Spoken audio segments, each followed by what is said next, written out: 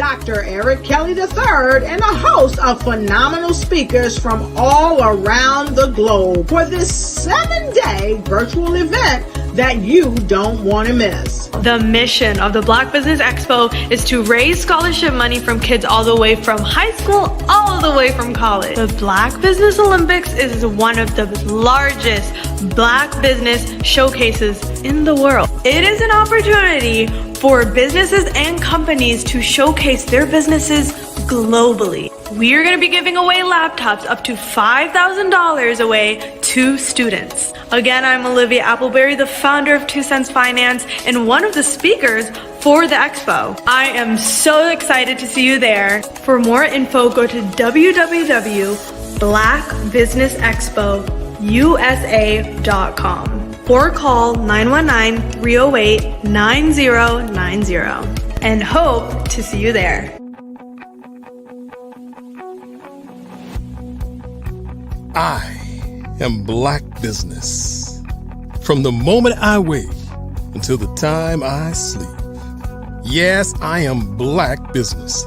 I am Black business. Tell me, are you Black business? I am Black business. Do you support Black businesses? Listen, I support Black business because I am Black business. Black Business Expo, one of the largest business showcases in the history of Black business in the world. The world! Sign up today at www.blackbusinessexpousa.com or call 919-308-9090. I am Black business. I am Black business. From the moment I wake until the time I sleep, I am Black business. I am Black business. Are you Black business?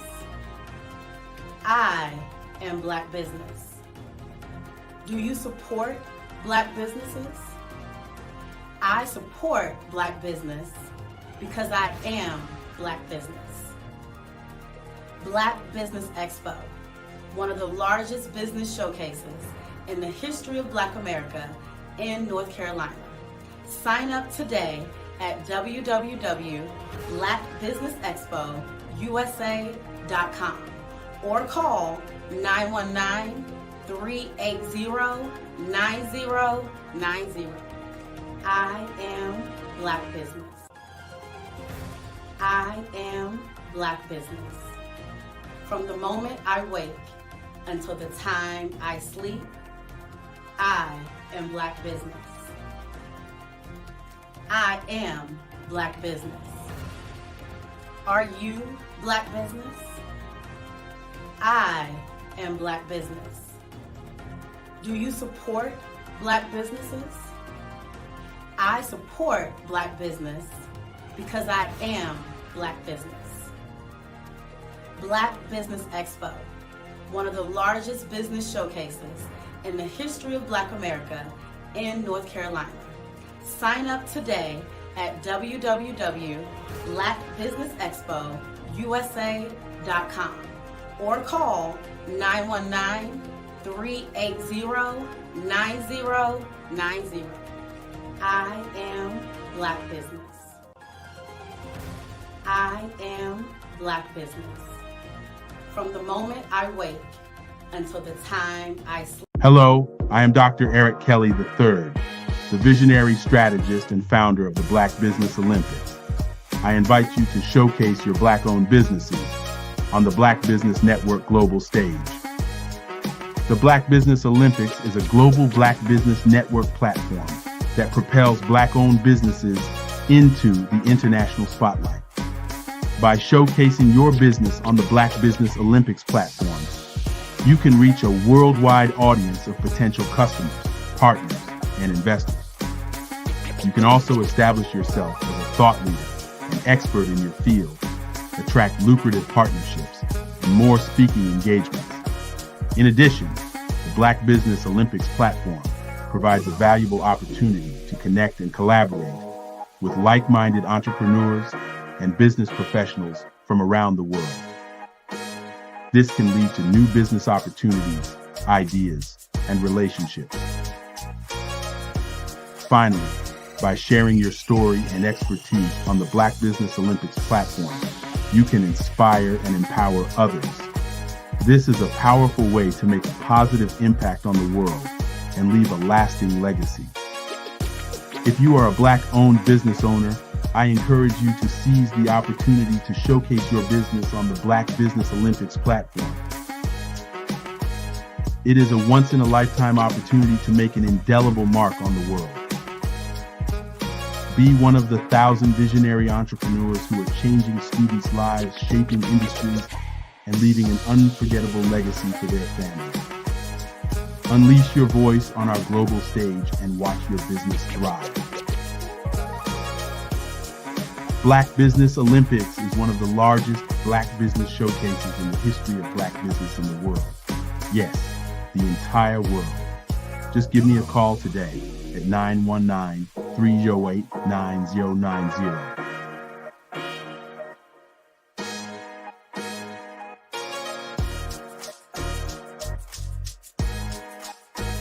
I'd like you to imagine with me, if you will, opening an app where you can collaborate with like-minded individuals from around the world, get inspiration and in-app tools to launch and grow your business, as well as share your knowledge and earn compensation, all in one app. Well, the name of that app is Truso, short for Truly Social. Hi, I'm Matthew Newman, the founder and CEO of Truso, a new concept in social media. Truso is designed from the ground up to be a platform that's both social and empowering for all its users. How exactly do we do that? I'm glad you asked. First, Truso brings the world together via video. Psychologists assert that video provides a significantly more effective connection than audio only. When you enter a community on Truso, you're face to face. Second, on Truso, you don't have to have 1 million followers to monetize. Our business model allows all hosts and moderators to monetize, no matter the size of your following, by 1, producing fee-based content, and 2, inviting others to join the platform as subscribers. Even more, Truso has an in-app resource library with over 100 free resources, forms, and documents to help you build your brand and grow your business. Third, Truso is inclusive. The deaf and hard of hearing communities make up 360 million people worldwide. Unlike audio-only apps, Truso embraces this community, providing a networking platform that allows them to participate via video and closed captioning. We even have a deaf and hard of hearing foundation in the works as well. Fourth, Truso is both social and safe. We refer to Truso as a virtual extension of the beauty shop, barbershop, and brainchild of the community. A place where there's laughter, along with wisdom, growth-oriented conversation, and genuine connections in a safe space. Truso even has proprietary security to ensure we maintain a safe environment for everyone. Where are we at now? Truso is live, y'all. We've launched in beta, and we're acquiring users daily. We have an incredible development and marketing team, plus amazing celebrity influencers at the table, helping us spread the word around the globe, beginning within the African diaspora and beyond by creating a safe space for growth, connection, and collaboration. We're truly excited about Truso. We've created something special for which there is a global market. And we invite you to embark on this journey with us as a shareholder. The future for Truso is truly bright. Join us and let's go there together.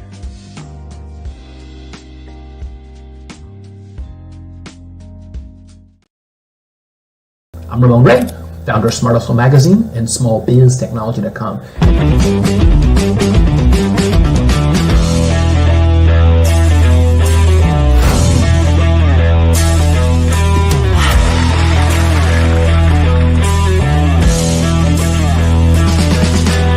You're here today to celebrate small business success. Stand up on your feet. You rocked the house. It was amazing. Didn't we learn? For me, success comes from failure. One thing not to do is shake somebody's hand like this.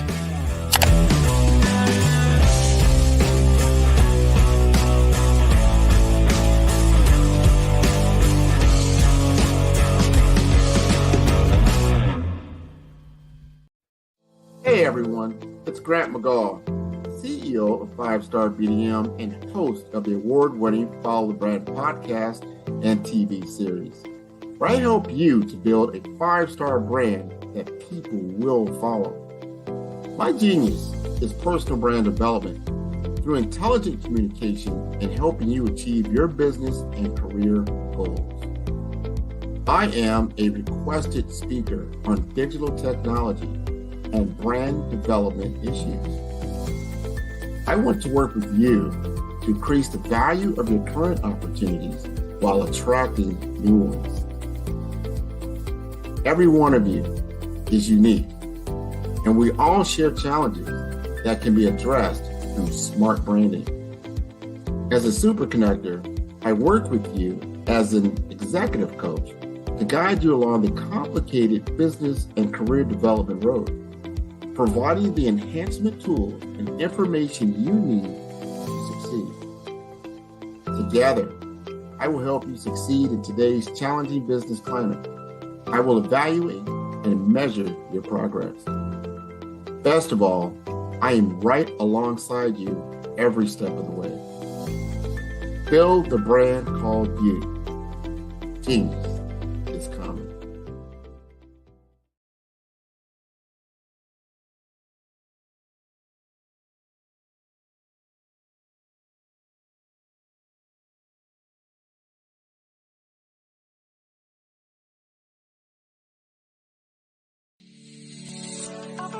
Did you know that our black dollar only lasts for 6 hours in our community? Yet other communities, their dollars last for 19 to 30 days. The Black Wall Street Nation. Black Wall Street Nation. Yes, that's why we created the Black Wall Street Nation. Black Wall Street Nation is a centralized directory available to all black businesses across the world. It was created for businesses like you, the ones that want to start and the ones who have a dream that have already started, such as businesses like Drop in a Bucket Productions, Valito Foods, Sugar Tea Branding Firm, All the Dazzle, Bun Cakeaholic, Miss Riot, and you. We'll have marketing, seminars, and some funding coming soon just for you. So, we want you to come and join us. www.blackwallstreetnation.com. See you there.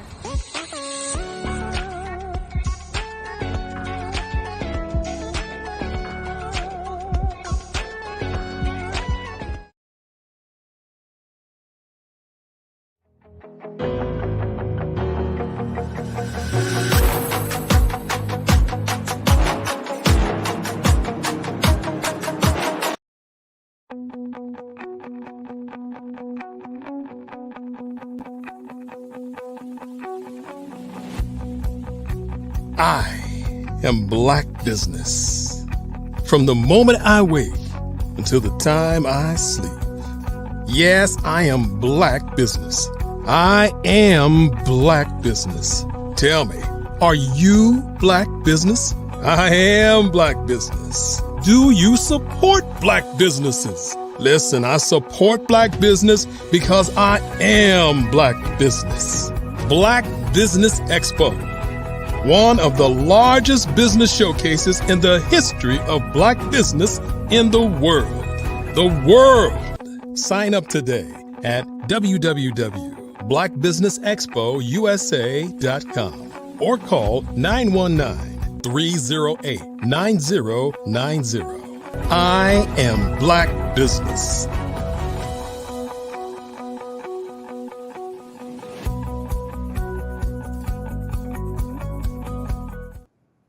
Good afternoon, business owners, entrepreneurs, thought leaders, and corporations. Welcome to the Black Business Network. My name is Marak Hicks, founder and CEO of Miracle Recruiting, and I am your business moderator for this afternoon through this evening on the Black Business Network. The Black Business Network is a 24-hour business network showcasing Black businesses, business owners, entrepreneurs, and thought leaders worldwide. We have speakers from North Carolina, London, Singapore, Africa, Japan, and cities all over the United States. The Black Business Network is a global community sharing its business knowledge to empower, inspire, and educate businesses about business. Our speaker this afternoon is Grant McGaugh. Owner and founder of 5-Star BDM, Grant McGaugh, recognized by Legacy Magazine as a thought leader and super connector for healthcare professionals. His highlights include establishing a statewide organization for the National Association of Health Services Executives for Florida. He serves as the immediate past president and as a Regent National Board member of NAHSE. He is also the program chair for HIMSS South Florida. He provides knowledge share programs for health information technology professionals in the South Florida area, named by Miami Legacy Magazine as South Florida's top Black health professional of 2019, and an African American achiever by JM Family in 2020. Grant McGaugh has created a socially conscious digital presence that inspires the healthcare community. Grant was also recognized by Beaker's Health Review and bestseller author and brand master Martin Lindstrom in 2021. With over 20,000 followers collectively, Grant has taught entrepreneurs, students, and multi-passionate go-getters from all walks of life how to dream big and back it up with daily action to create results. He offers his acclaimed personal branding program and business development strategy for small businesses featured in both the NAHSE News, the Miami Herald, and the Sun Centennial. I present to you Grant McGaugh. Hey, how are you doing? I'm doing all right. How are you? I'm doing just fine. Thank you for that wonderful introduction. Of course. Genius is common, and I'll see you on the other side. Yes. Thank you. All right. Well, hello, everyone. I want to thank everybody for tuning in this afternoon. We're going to talk about the double-edged sword of artificial intelligence and machine learning in cybersecurity. Now, I want you to picture this. This is a world where artificial intelligence and machine learning aren't just parts of science fiction, but an intrinsic part of our daily lives. From simplifying tasks to predicting complex problems, they have drastically reshaped our understanding of what is possible. Let me take you back to a chilling morning just last winter where the boardroom at a Fortune 500 company was filled with very tense faces. Over the weekend, an attempt had been made to breach their systems. Confidential data, customer information, and intellectual properties were all at risk. But here's the twist. The attacker wasn't just a person. It was an AI-powered bot capable of thousands of attack strategies per minute, learning and evolving with each move. Just when it seemed like the attacker had the upper hand, another AI, this one guarding the fortress of the company, kicked into action. It wasn't any ordinary defense mechanism. It was trained to think like the attacker, anticipate their moves, and counter them in real time. The result, by mid-morning, the breach was averted, the threat neutralized, and the boardroom's tension transformed into amazement. So today, we're going to journey through the fascinating world of artificial intelligence and machine learning, especially their implications in cybersecurity. Just like the story I shared, it's a world where the line between the guardians and the invaders becomes incredibly thin. Welcome to the age of smart machines, where we'll explore both its marvels and its monsters.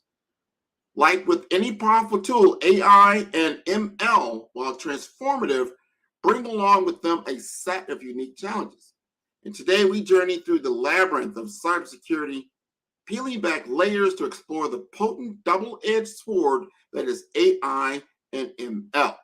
And before diving deep, let's first establish our foundation. In its simplest terms, AI is about creating smart machines that mimic human intelligence. while ML is that subset of AI where machines, through algorithms and models, learn and grow from their experiences. As an analogy, AI is a universe and ML is a shining star in that universe. And the potential of AI and ML is undeniable. So in the realm of cybersecurity, they detect everything that's in the cybersecurity landscape, and they can prevent and swiftly respond to those threats. So letting those security teams, if you've got security teams, be very, very proactive in their approach. So imagine AI shifting through all this data, identifying these threats before they manifest, and learning to evolve with each new challenge. But it's not just about offense. The defense is getting a revamp as well. So let's consider the risk and all the challenges. So as we imagine walking through a dense forest in the fall like we are now, the ground is covered in a patchwork quilt of golden and amber leaves. You feel the crisp air, enjoy the tranquility, and believe you're utterly alone. But as you venture deeper, you start to notice something peculiar. Some leaves rustle when there's no wind. There's a pattern to the sounds, a coded message. Unbeknownst to you, these leaves are communicating, sharing intelligence, and tracking your every move. By the time you realize you're not alone, it's already too late. An unseen entity has been shadowing you, understanding you, and predicting your every move. That forest is akin to our digital world. And those seemingly innocent leaves, they are the AI-driven advanced persistent threats, or APTs, master infiltrators, silent observers, predators in the digital age. The rise of silent threat, AI, has undoubtedly been a boom in many, many sectors. It's redefined efficiencies, optimized operations, and even saved lives. But as with any evolution, there's a darker side. APTs, they aren't new. Cybersecurity experts have been battling them for years. However, with AI at their disposal, these threats have transformed. They've learned, adapted, and become alarmingly proficient. The power of information, you'd be surprised by the power of seemingly innocent information. A tweet about your favorite cafe, an Instagram post about your vacation, or a LinkedIn update about your new job, alone they're just fragments of a digital life. But when pieced together by an AI-driven APT, they paint a very vivid picture. These advanced threats no longer rely on broad, scattered, gun-type attacks. No. Their approach is methodical, precise, tailored to exploit individual vulnerabilities. Like a predator studying its prey, defenses, not as we know them, are traditional defense systems designed for the threats of yesteryears. Now they have to grapple to contain these AI-driven adversaries. These silent hunters can bypass firewalls, intrusion detection systems, and even some advanced threat intelligence platforms. But all is not lost. As the threats evolve, so do our defenses. By harnessing the very power that challenges us, AI can develop adaptive learning systems that anticipate these attacks, understand their patterns, and shield our digital realms. So collaboration is the key. So sharing threat intelligence, leveraging collective insights, and fostering a culture of continual learning are our best defense against these silent threats. We stand now on the precipice of a whole new age in cyber warfare. The challenges are formidable, but they are not insurmountable. It's a call to action for all of us to understand and adapt and to collaborate. The same tools that empower and protect can also, in the wrong hands, become the very threats we guard against. Attackers now leverage AI to conduct stealthier and more potent attacks. There's the ever-looming shadow of AI-powered advanced persistent threats that can silently exploit vulnerabilities without triggering any alarms. And let's not forget about the insidious insider threats, those that were the mask of trust, yet powered by AI can operate covertly. So let's pause this for a minute and think about that. Think about trust.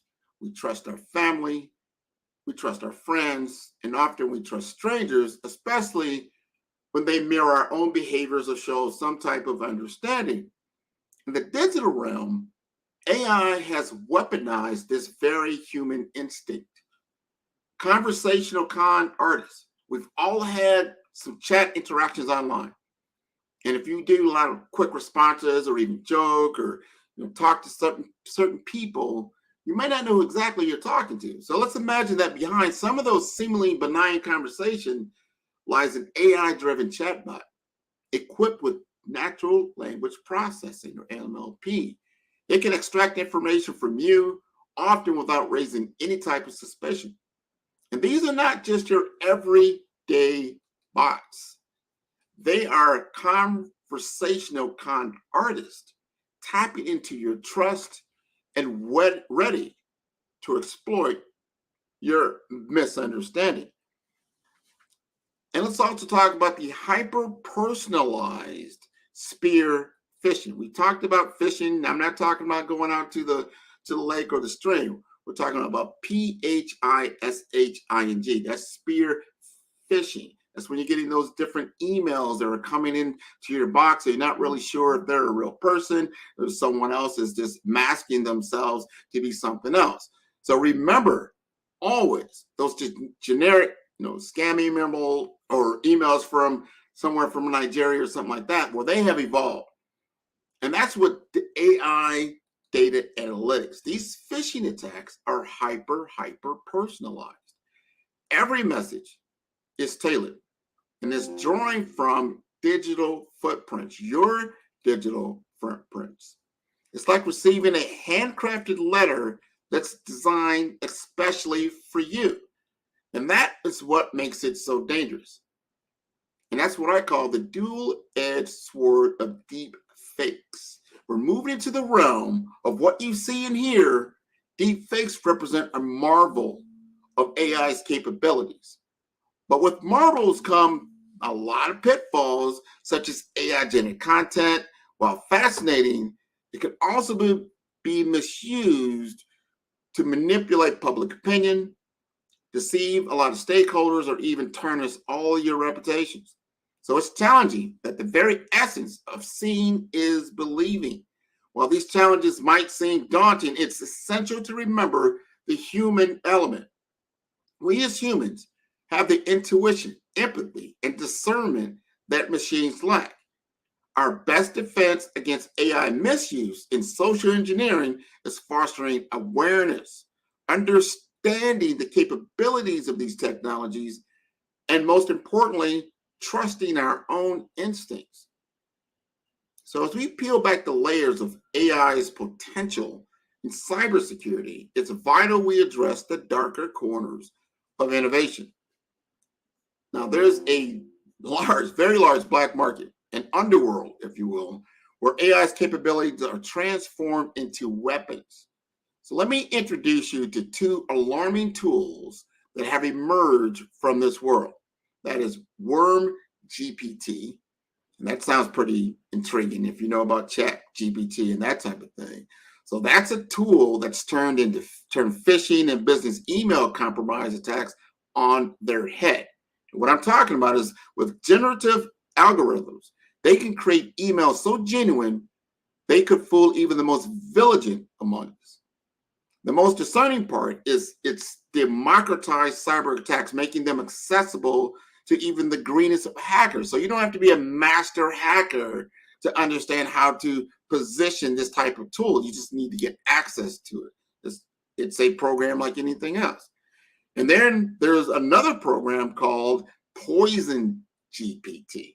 So that sounds a little bit more sinister. And that's like a digital factory. It's always producing and fabricating news and propaganda, and they're doctoring videos And so all this stuff is happening. If you remember what happened in 2016 and during that election, and there was a lot of fake news that came out of other countries, this is going to be on steroids in 2024 of what is these types of applications are capable of. So there's a lot of misinformation that can get out there, and it's on a completely different level from what we experienced even back then. So the challenge isn't just about identifying fake from real, but continue with the societal implications of what this widespread deceit could actually wreak havoc on. So we have to understand these threats, and that's only half the battle. We need to understand strategies, systems, and shared intelligence to counteract them. It's not just about identifying the threats, but to predicting and mitigating them, fostering a landscape where tools like Worm GPT and Poison GPT lose their power. So collaborative threat intelligence sandboxing techniques to detect these AI-driven emails and public awareness campaigns around fake news, these are just some of the avenues that we definitely need to explore. So we're pretty much what I call at a crossroads now. One path is going to lead to unchecked AI misuse, and another world is going to go into deception and unprecedented cybersecurity threats. So, to a collective global effort to harness the boundless possibilities of what we can do for the good, ensuring that they remain tools like AI and ML, tools of empowerment, not exploitation. Now, that might seem a little daunting at this point, but by understanding the capabilities of what they can do, we can carve a path forward. And that's going to entail investing in AI-enhanced security, robust threat intelligence, and agile incident response plans. Of course, collaboration, that is not just a buzzword. It's probably our biggest weapon as we look around the digital landscape. So organizations must work hand in hand. They're going to need to share the best intelligence and the best practices amongst all of us. So you want to think of this as a collective consciousness against cyber threats. Now, the complexity of AI-driven threats necessitates an evolved approach, something that's bigger than what we're doing now. So gone are those days when individual enterprises could stand isolated, hoping they can just battle the storm on their own. You're not going to win. It's just too much coming at you. So our future strength definitely lies in working together. So threat intelligence sharing is our foundational steps. And platforms are emerging that allow the real-time exchange of data on these types of threats. But it's not just about sharing, it's about preserving the sanctity of our data. And we're going to ensure that the data is private, all the while disseminating critical threat intelligence. So it's very complex, but one we're learning to deal with, faster and faster as we begin to engage. So imagine the power of bank cybersecurity insights. They're combined with those from a healthcare provider or a tech giant. Now, these are very diverse industries. They're united by a common adversary. That's the hacker. But this is not a pipe dream. Forming these types of partnerships between public and private entities is going to expand the horizons of our collective defense. So knowing is half the battle, but acting is the other. Our reaction to these types of incidents is crucial as our ability to predict them. So we're seeing the formation of specialized incident response teams, which each member contributes their particular expertise to the equation. But I'll go ahead. It's not just about the collaboration and working together. We've got to externally assess these protocols that are being developed to share these details with government bodies and specialized groups. That's very, very important so we don't get hacked like what happened out in Las Vegas. So furthermore, joint incident response exercises with partner organizations, they're going to test our coordination, and they will help us in our agility to respond. So that in these trying times, we have to adhere to all the legal, regulatory frameworks. It's not just best practice, it is a lifeline when you understand the value of your data. So AI and ML, they bring an unprecedented challenge because they also ignite collaboration that we've never ever seen before. That's the only way we're going to be able to fight these type of things. So a comprehensive cybersecurity in this dynamic age is not a solo endeavor. We've got to work as a team. It's a course of many industries, many specialists, everyday users like me and you, and then lending our voice to defend. We've got to let people know what's going on. And we must also look within our own organizations. We need to definitely equip our teams with knowledge. We need to foster a culture of cybersecurity awareness. That's why we're doing this right now. We need to ensure regular updates on AI-driven attack methods that are not just check boxes. They're very necessities of what we need to do. And while our discussions have largely revolved around cutting-edge technologies, let's not forget our most valuable asset, our people.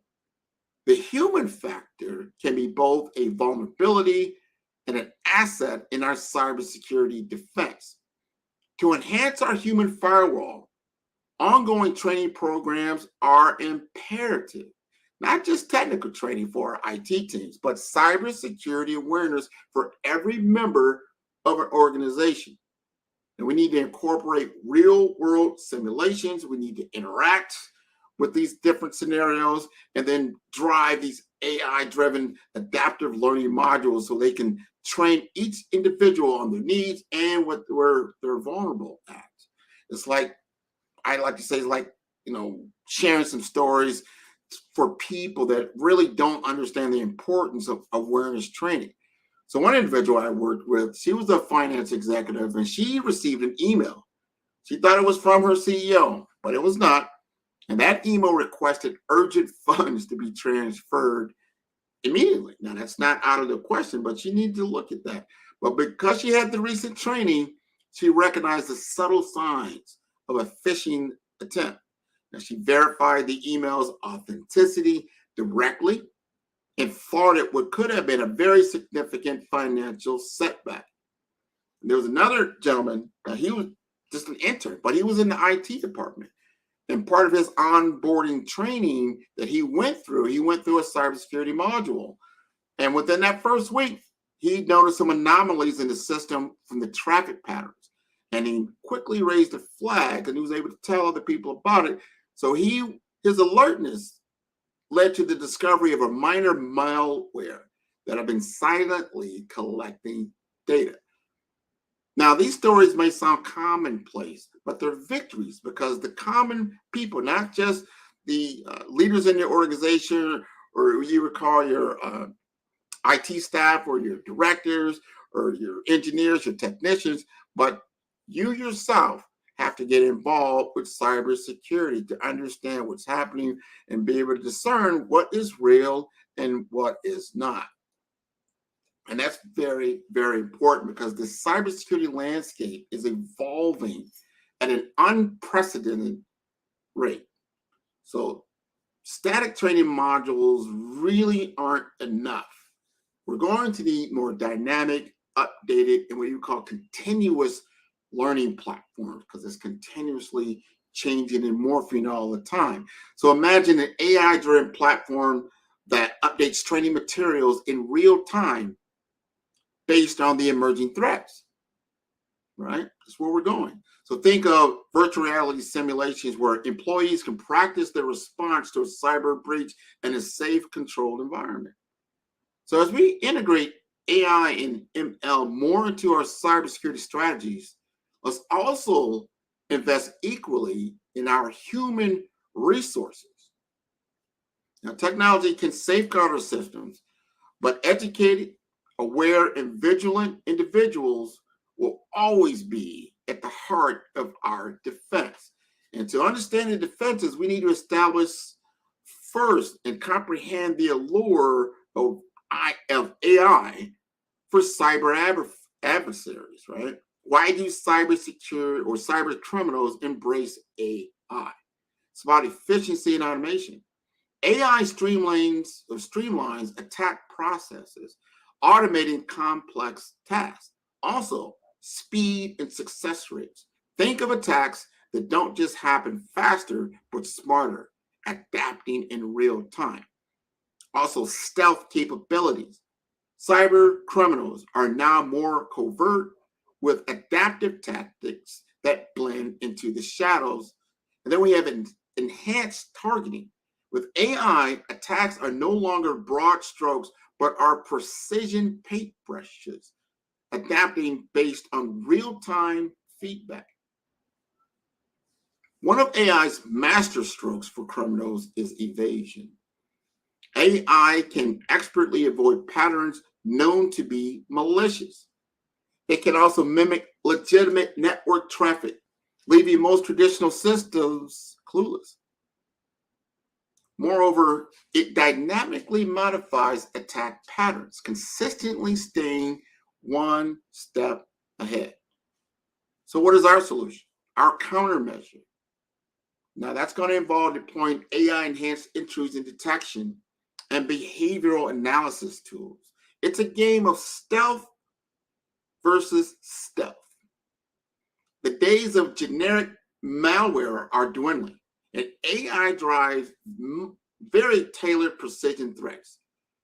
AI-driven reconnaissance scours for chinks in our armor. It crafts attack vectors based on our unique vulnerabilities, and then deploys tailored exploits for maximum impact. So, what is our defense? We've got to enhance our system visibility. We've got to have rigorous patch management and AI-driven anomaly detection. It's about creating a shield as unique as the weapon targeting it. Generic defenses are becoming obsolete. So a personalized defense mechanism is the need of the hour. AI doesn't just attack, it learns, it adapts, and it re-attacks. And we respond with continuous monitoring, instant incident response, and ever-adaptable cybersecurity protocols. Real-time AI attacks necessitate real-time defenses. But it's not all doom and gloom. It gets better. Definitely gets better. And we hold the keys to fortifying our defenses. Education and awareness is the first line of defense in an informed workforce.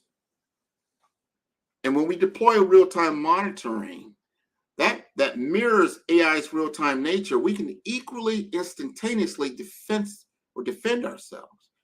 And again, I'm talking about collaboration. We've got to unite and understand what's coming at us, but somebody else has already fought this battle, right? So we incorporate AI defense. We fight fire with fire. We're going to use AI-driven solution against AI threats, right? And the future of cybersecurity is intertwined with artificial intelligence. It's a formidable ally and a formidable adversary. But knowledge is power. By understanding the challenges AI presents and proactively building our defenses, we can shield ourselves from its darker applications. So in this digital era, defined by swift technology or technological leaps, the very core of successful IT projects isn't just in their completion, but in their execution. So at 5-Star BDM, AI doesn't merely augment our processes, it defines them. Our project management capabilities, refined by AI, ensure efficiency, punctuality, and budget fidelity. We don't merely offer a service. We embark on a transformative journey with you, streamlining operations, amplifying engagements, and setting your trajectory for sustainable growth in an AI-first world. But how do you navigate this vast expanse of possibilities? Our AI-centric technology roadmap consultation melds your vision with our AI-driven strategy. We don't just show you the path. We walk it with you hand in hand. To know where you are going, you must first understand where you are. And in our in-depth technology assessment, sharpened by AI's precision, offers more than a diagnosis. It's your future's blueprint. And for those looking to transition to agile frameworks, our consultants who are armed with AI tools guide you through an enriched, scalable metamorphosis. Yet with what's technology without the human touch, user experience design remains pivotal. So at 5-Star BDM, we create digital experiences that resonate thanks to a symphony of AI and creativity. Technology's rapid pace mandates perpetual learning. 5-Star BDM is your nexus for elevating your cybersecurity skills. Offering dynamic hands-on training, our courses cater to all, from novices to experts. One of our clients is a leader in this industry for decades, but they found themselves struggling in this dawn of this new digital age. Their operations had a lot of inefficiencies, and their technology infrastructure was completely outdated, and their profits were starting to take that dip. And as we entered into their environment, from the get-go, our approach was very holistic. We began with an AI-enhanced technology assessment. And that assessment was crucial to understand the gaps, the redundancies, and the potential avenues for integration. The assessment was not just a diagnostic tool. It laid bare the areas where AI could interlace seamlessly with their existing systems and became the driving force for their future profitability. So with a clear roadmap at hand, the 5-Star BDM, we were able to embark on a whole new journey of digital transformation for my client. So whether it was automating some of their manual processes or enhancing their customer interactions, or with their intuitive, AI, we actually deployed AI-powered interfaces, and we start looking at predictive analytics to guide their business decisions. AI became the difference maker for them. But it wasn't just about integrating AI, it was about doing it right. So 5-Star BDM facilitated the transition to an AI-boosted agile methodology. And that ensures that their teams will not only adopt the new technology, they're also equipped with the mindset to use them efficiently and effectively. And I would say the real testimony to our collaborative success was when they were faced with a massive cyber threat. An AI-driven malware was detected in its early stages within their network. And thanks to the preemptive security measures and robust infrastructure set up by 5-Star BDM, the threat was neutralized before it could wreak havoc. Now, stories like my clients are a testament to the transformative power of AI when integrated with precision, care, and a deep understanding of business needs. So in the time we've spoken today, hundreds of cyber threats have already emerged. So don't wait for the next big breach. Secure your future now with 5-Star BDM. So why choose 5-Star? Because we embody excellence. From our cutting-edge curriculum to our access to hands-on labs to our esteemed experienced instructors. As we chart the waters of what this AI-driven digital era, which is ripe for opportunities and challenges, I urge you, don't just be a bystander. Engage, evolve, and excel. I need you to reach out to me at 5-Star BDM for a comprehensive cybersecurity audit. Empower your team with advanced training so that before I leave the stage, remember this. In the realm of cybersecurity, complacency can be catastrophic. So don't wait for a breach to reveal your vulnerabilities. Reach out to 5-Star BDM today for a comprehensive cybersecurity audit and gain an unparalleled access to our advanced training modules. So let's not just guard your digital frontiers, but let's fortify them. Because in this digital era, being proactive isn't a choice. It is a mandate. So we've got to work together. Hi, Grant. Hey. How are you? I'm living a good life. Awesome. Awesome. What you said was so impactful and powerful just because I work in HR and I'm an HR and recruiting consultant, and HR and recruiting teams get attacked by phishing scams all of the time. I can't tell you the number of times someone is asking for social security number information via a phishing attack or something about a paycheck problem. So I directly have seen it myself. So I think what you're doing is really dope. Thank you. I appreciate it. You're welcome. All righty. Well, thank you so much again for coming on and speaking and sharing what you have today.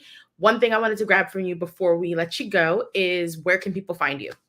They can find me at 5-Star BDM. That's the number 5, STAR, B for brand, D for development, Infomasters.com. I am the CEO. And you can request that cybersecurity audit.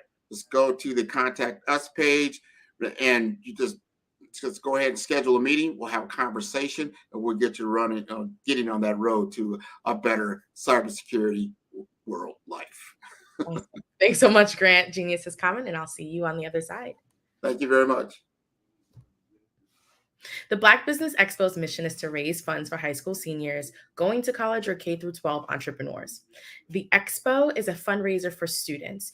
You may go to www.blackbusinessexpousa.com to donate to the scholarship fund, or use the Cash App that's on the screen below, which is $BBXUSA. Our goal is to give laptops and up to $5,000 to 10 students. Students can also register online at www.blackbusinessexpousa.com. Every dollar counts, so we want to remind you to donate to our scholarship fund. We also want to thank our Black Business Expo sponsors for the month of October. Those are NC 100, Moody Capital Partners, Suede Soul, Lotus Reach Coaching and Training, Carolina, Virginia Minority Supplier Development Council, Step Management, Barbara H. Smith, LLC, Marjorie McLean Foundation Incorporated, Genius is Common, Earth Essentials, Malane Chennai Global, Executive Women's Success Institute, The Quality Coaching Company, Superwoman Business Services, Creative Force Studios, Lee Entertainment, Artistic App Design, Black Business Expo USA, Genius is Common, and I'll see you on the other side.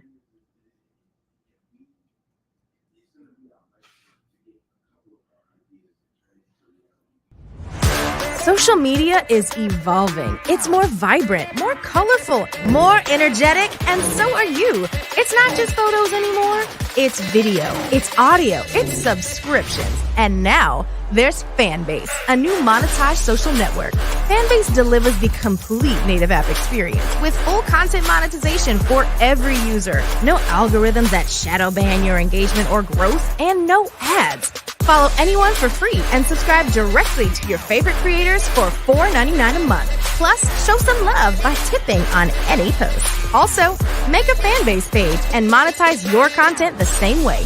Finally, connect with your followers by posting the amazing content you already create. And now, get paid for it. It's time to energize and monetize, because everyone's a fan of something and everyone has a fan base.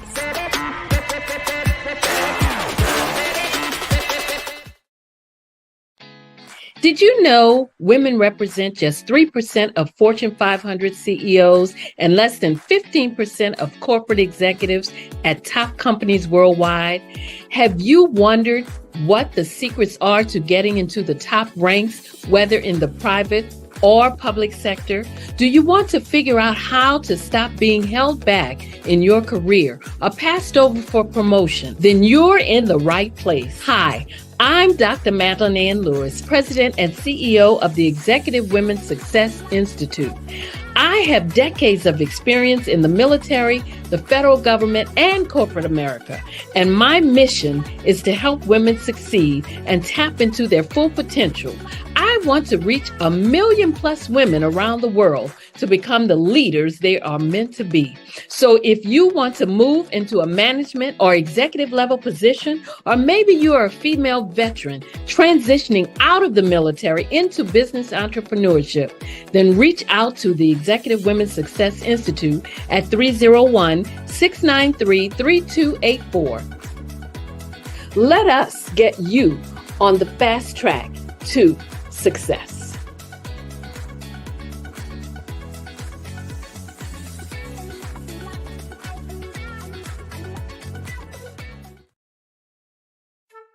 This is Dr. Arnold T. Petsworth. He's the owner of Petsworth Vet World. Business was steady, but then an influx of new four-legged friends changed everything. Dr. Petsworth welcomed these new patients. The only problem, more appointments, meant he needed more space. That's when Dr. Petsworth turned to his American Express business card, which offers flexible spending limits that adapt with his business. He used his card to furnish a new exam room, and everyone was happy. Built for Dr. Petsworth's business, built for your business, Amex Business.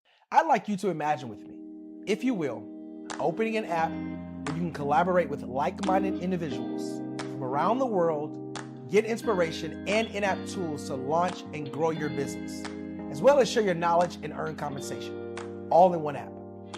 Well, the name of that app is Truso, short for Truly Social. Hi, I'm Matthew Newman, the founder and CEO of Truso, a new concept in social media. Truso is designed from the ground up to be a platform that's both social and empowering for all its users. How exactly do we do that? I'm glad you asked. First, Truso brings the world together via video. Psychologists assert that video provides a significantly more effective connection than audio only. When you enter a community on Truso, you're face to face. Second, on Truso, you don't have to have 1 million followers to monetize. Our business model allows all hosts and moderators to monetize, no matter the size of your following, by 1, producing fee-based content, and 2, inviting others to join the platform as subscribers. Even more, Truso has an in-app resource library with over 100 free resources, forms, and documents to help you build your brand and grow your business. Third, Truso is inclusive. The deaf and hard of hearing communities make up 360 million people worldwide. Unlike audio-only apps, Truso embraces its community, providing a networking platform that allows them to participate via video and closed captioning. We even have a deaf and hard of hearing foundation in the works as well. Fourth, Truso is both social and safe. We refer to Truso as a virtual extension of the beauty shop, barbershop, and brainchild of the community. A place where there's laughter, along with wisdom, growth-oriented conversation, and genuine connections in a safe space. Truso even has proprietary security to ensure we maintain a safe environment for everyone. Where are we at now? Truso is live, y'all. We've launched in beta, and we're acquiring users daily. We have an incredible development and marketing team, plus amazing celebrity influencers at the table, helping us spread the word around the globe, beginning within the African diaspora and beyond by creating a safe space for growth, connection, and collaboration. We're truly excited about Truso. We've created something special for which there is a global market. And we invite you to embark on this journey with us as a shareholder. The future for Truso is truly bright. Join us and let's go there together.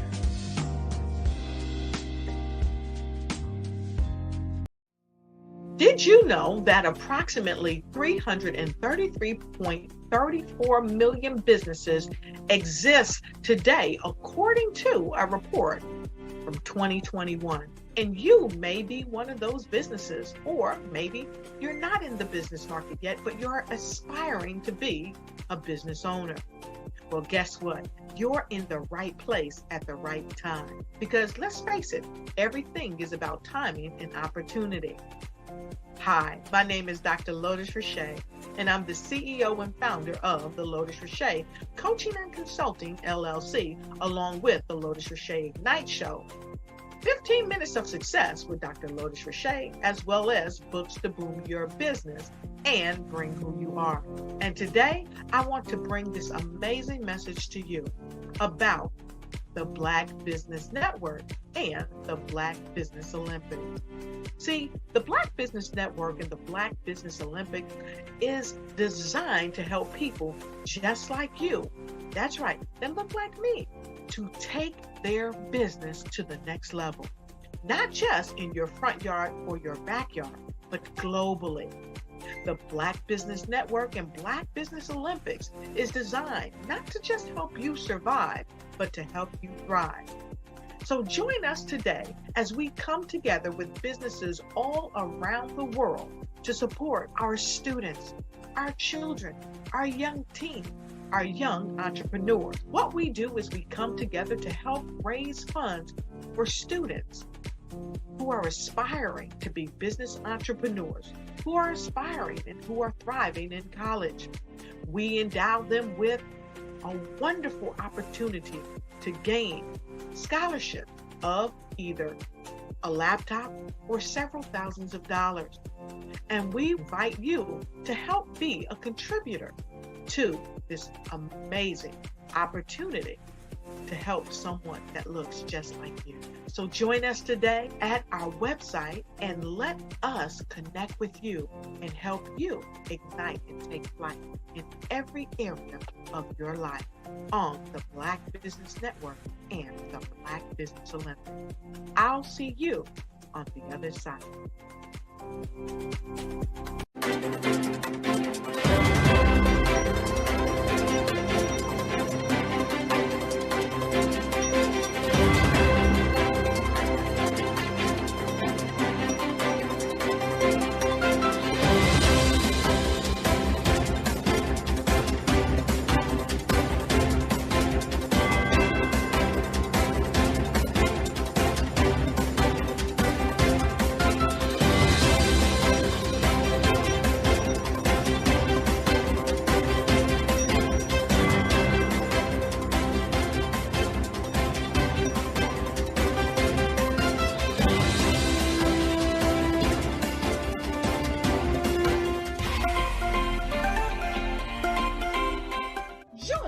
Dr. Eric Kelly III and a host of phenomenal speakers from all around the globe for this 7-day virtual event that you don't want to miss. The mission of the Black Business Expo is to raise scholarship money from kids all the way from high school, all the way from college. The Black Business Olympics is one of the largest Black business showcases in the world. It is an opportunity for businesses and companies to showcase their businesses globally. We are going to be giving away laptops up to $5,000 away to students. Again, I'm Olivia Appleberry, the founder of 2 Cents Finance and one of the speakers for the expo. I am so excited to see you there. For more info, go to www.blackbusinessexpousa.com or call 919-308-9090 and hope to see you there.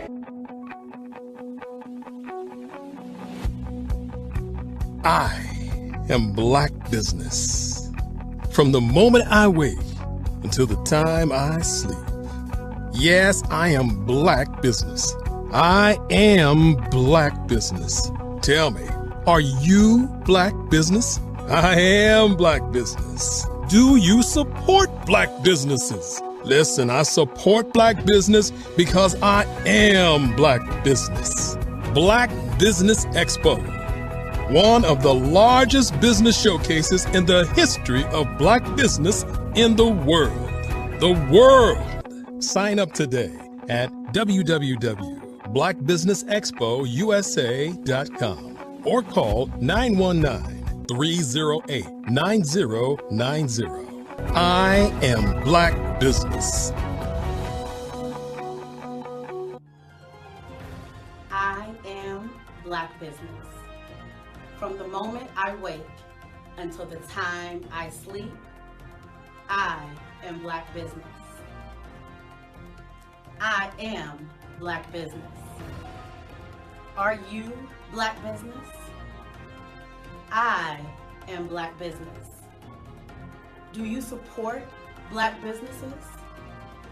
I support Black business because I am Black Business. Black Business Expo, one of the largest business showcases in the history of Black America in North Carolina. Sign up today at www.blackbusinessexpousa.com or call 919-380-9090. I am Black Business. I am Black Business. From the moment I wake until the time I sleep, I am Black Business. I am Black Business. Are you Black Business? I am Black Business. Do you support Black businesses? I support Black business because I am Black Business. Black Business Expo, one of the largest business showcases in the history of Black America in North Carolina. Sign up today at www.blackbusinessexpousa.com or call 919-380-9090. I am Black Business. I am Black Business. From the moment I wake until the time I sleep, I am Black Business. I am Black Business. Are you Black Business? I am Black Business. Do you support Black businesses? I support Black business because I am Black Business. Black Business Expo, one of the largest business showcases in the history of Black America in North Carolina. Sign up today at www.blackbusinessexpousa.com or call 919-380-9090. I am Black Business. I am Black Business.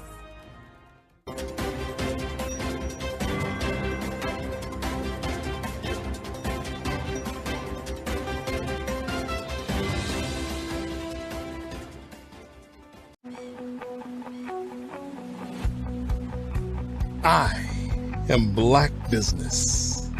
From the moment I wake until the time I sleep. Yes, I am Black Business. I am Black Business. Tell me, are you Black Business? I am Black Business. Do you support Black businesses? Listen, I support Black business because I am Black Business. Black Business Expo, one of the largest business showcases in the history of Black business in the world. The world! Sign up today at www.blackbusinessexpousa.com or call 919-308-9090. I am Black Business.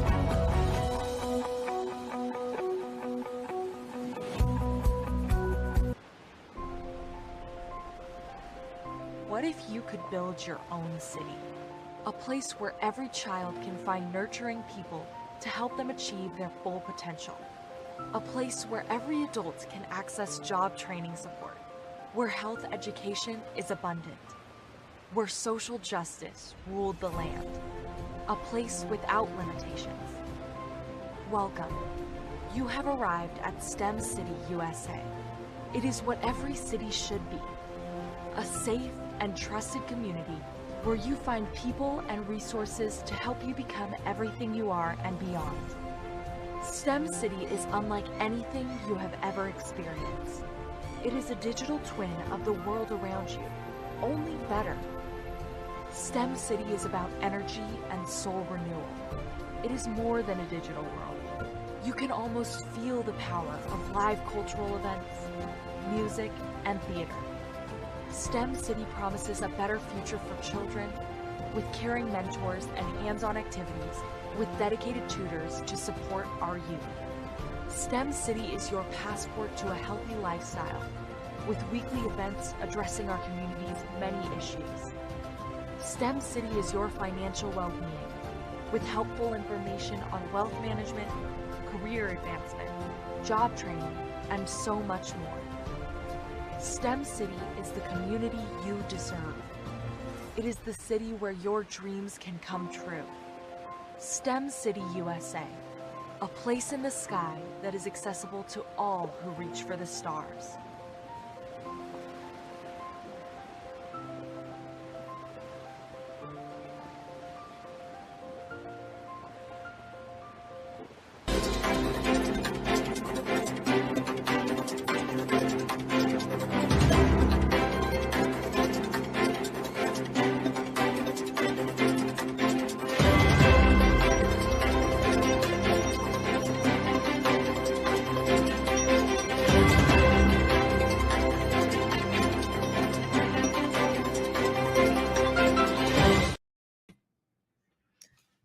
Good evening, business owners, entrepreneurs, thought leaders, and corporations. Welcome to the Black Business Network. My name is Marak Hicks, founder and CEO of Miracle Recruiting, and I am your business moderator for this evening on the Black Business Network. The Black Business Network is a 24-hour business network showcasing Black businesses, business owners, entrepreneurs, and thought leaders worldwide. We have speakers from North Carolina, London, Singapore, Africa, Japan, and cities all over the United States. The Black Business Network is a global community sharing its business knowledge to empower and educate businesses about business. Our next speaker is Femi Donation. Femi is a digital entrepreneur on a mission to inspire, educate, and empower on purpose, thriving to global impact, setting the captives free, and binding up the broken-hearted. I present to you Femi.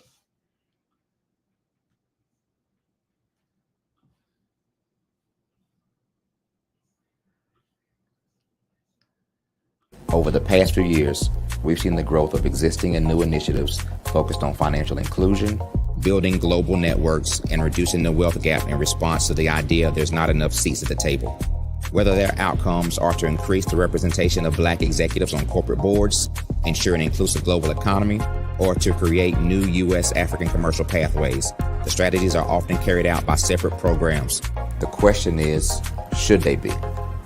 With the continent of Africa being home to more than half of the world's fastest growing economies, the youngest workforce, over 400 companies generating more than $1 billion annually, 700 generating more than $500 million annually that are poised for growth, and being the destination of nearly $5 billion in venture capital in 2021. Diversifying U.S. and Africa commercial engagement by building bridges between African businesses and their U.S. diaspora should begin being seen as mutually beneficial. From helping to reduce Africa's enormous capital gap to catalyzing two-way trade opportunities, the COVID-19 global pandemic hopefully has taught us that global challenges and opportunities are more interconnected than we thought. During the pandemic, African companies like Unicorn Flutterwave, insurance provider Reliance Health, ride-hailing app Yasir, and 54Gene, the continent's first bank of DNA on people of African descent, proved that when African companies have access to networks, capital, and information, they grow big, grow fast, and create solutions that are valuable to the world. This is why Be Direct was created. We are the first U.S.-based but African-centric board preparedness and board search company designed to connect U.S. Black talent and corporations to African businesses. Unique and fundamental to BDirect's success is our process of helping board candidates adapt their experience and networks to an African context before they're connected to high-growth companies that are looking to locally and globally scale. From our focus groups with African business execs and government leaders, we don't ignore the sentiment that business is easy, but people are hard. Having a pool of board candidates with hard-to-access networks and extensive experience across the business life cycle, including successfully raising capital, is table stakes for an initiative like this. So yes, we have that. But corporate or entrepreneurial success in the U.S. does not guarantee success in Africa.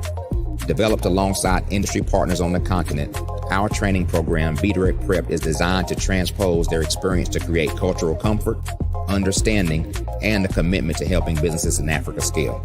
Our board governance sessions are African continental and country specific, integrated with cultural awareness and dexterity training, masterclasses led by African industry execs, and mentoring and coaching from African continental-based facilitators. But even more unique to BDirect Prep, we cap off our training program with an immersion trip to help candidates that have not been to Africa before see and feel Africa's complexity and opportunity from African soil. We all know traditional network-based board placement has historically left a lot of us out of ever really being in the paid board pipeline. Our strategy supports the work of many great organizations that are successfully filling seats at U.S. board tables by creating more tables for those that are still left on the sideline. It's time to start seeing the role and value of U.S. Black talent and businesses on the continent of Africa differently. Old perceptions and habits limit economic inclusion. Let's transition Black talent and the African businesses they will support from the periphery of the global economy to its core. Living in a global lockdown, we all know now how fast local and global economies can change, and see the value of having businesses that hire, strengthen local value chains, and even grow globally. Status quo in any form holds back progress. We must democratize U.S.-Africa commercial engagement by socially and economically connecting cultures that have long been disconnected. It's time for Africa's U.S. diaspora to redefine their global value by helping African businesses scale continentally and globally.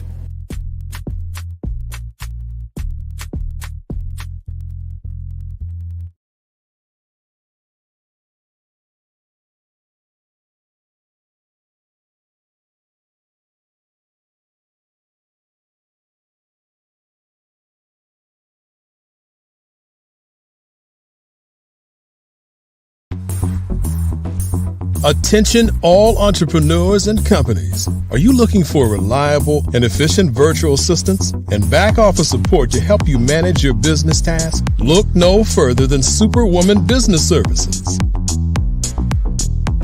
Our team of virtual assistants provides a full range of administrative support services, including operations management, social media marketing, and much more. We also offer website design services to help you create a professional online presence that reflects your unique brand. In addition to administrative support and website design, we offer business development and structuring services to help you grow your business and achieve your goals. We'll work closely with you to identify areas of improvement and develop a customized plan to help you reach your full potential. At Superwoman Business Services, we understand that running a business can be overwhelming and time-consuming. That's why we're here to help you fly high and achieve success. Our virtual assistants are highly skilled, experienced, and dedicated to providing you with the support you need to thrive. Come fly with us and take your business to new heights. Let us help you become the superhero entrepreneur you are meant to be.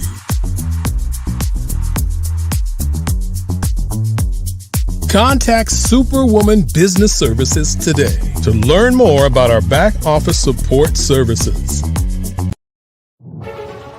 In the heart of America, there are dreams waiting to be realized. Dreams of owning a home, creating a haven for families, and building a future. Yet, there are 13 million mortgage-ready home buyers and nearly 20 million renter households who have the credit and income to qualify for a mortgage but remain left out of the home buying process. These potential home buyers are in urban and rural America, where dreams should flourish.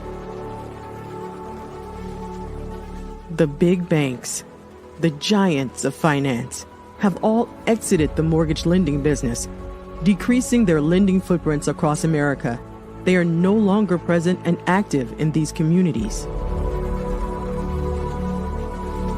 Instead of offering opportunities for home ownership, some of these banks have chosen a different path. They have decided to become mega landlords. They have chosen to invest billions of dollars in rental homes, leaving potential home buyers with fewer options and stuck in a cycle of renting without the chance to build equity and create a legacy for their families. Here is the shocking truth. A report issued by the Home Ownership Council of America revealed that if lenders were to step forward and serve this underserved market, they could conservatively increase their loan volume by $1.5 trillion. $1.5 trillion. This is $1 trillion business opportunity, ripe for the taking.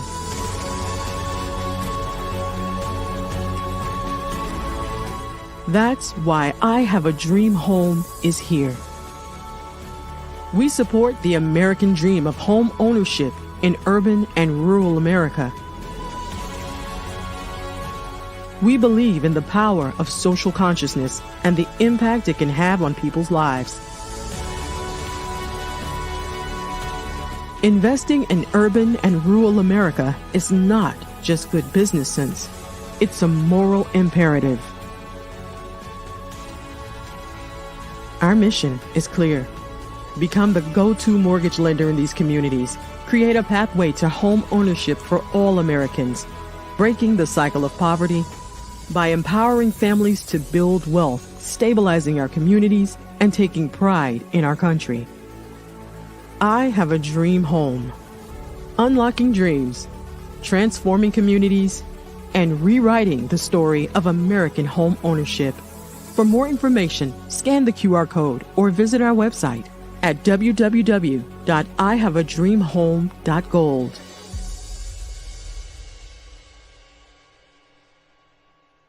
Hey guys, my name is Caden. I'm the CEO of Caden Teaches, and my genius is teaching kids about financial literacy.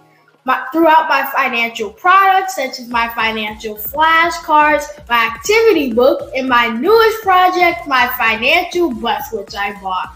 And on the bus, it has a mock bank where kids will learn how to deposit and withdraw money, a mock grocery store where kids will be able to learn how to have a family budget, and a mock stock exchange where kids will even be able to learn how to invest in stocks. Now, I decided to start teaching kids about financial literacy because I find that most kids graduate high school without even knowing the basics about financial literacy. And I feel if I were to teach kids about financial literacy, that I would be able to help kids tap into their genius. And I actually learned about financial literacy to my dad because I would go to business meetings with him and I would always see that they were talking about financial literacy. And at that point, I didn't understand what financial literacy was. So I took it upon myself to learn about financial literacy and teach it to kids in a way that they could understand. But I want you guys to help me help kids tap into their genius by going to my website, cadenteaches.com, and you can sew into me in my financial bus by going to my GoFundMe link. And remember, if Caden can, you can too, because genius is common. Hello, this is Israel, and I am CEO of Daydreams Interactive and author of Princess Planet.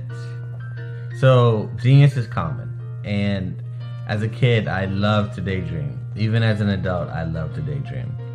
And when my daughter became 6 and loved princess characters, but we just could not find the diversity that showed her, we created our own characters.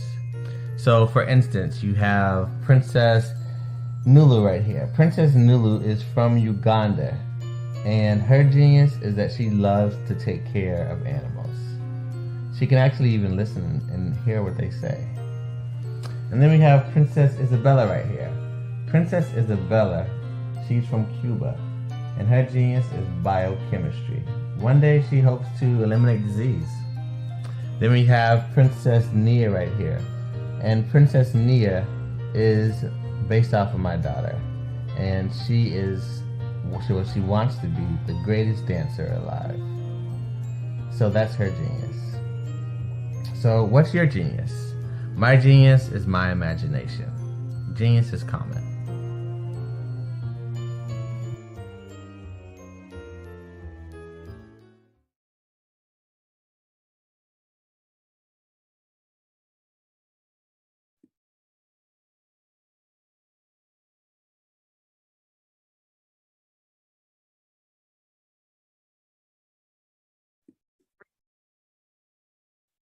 Hello, I'm Dr. Madeline Ann Lewis, President and CEO of the Executive Women's Success Institute.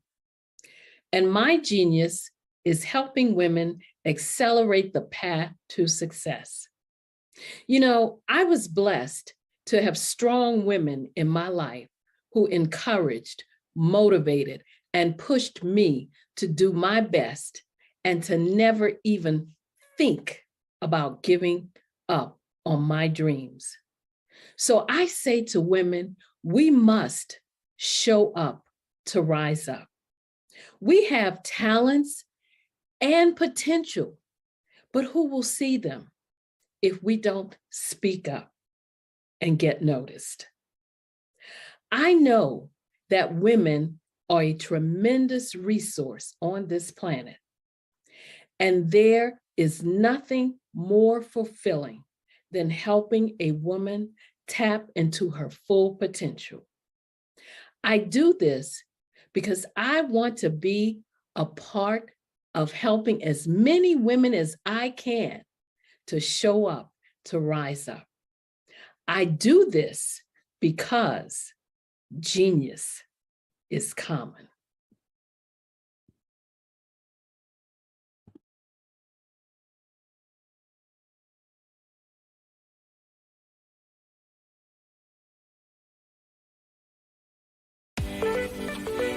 You are in the right place at the right time.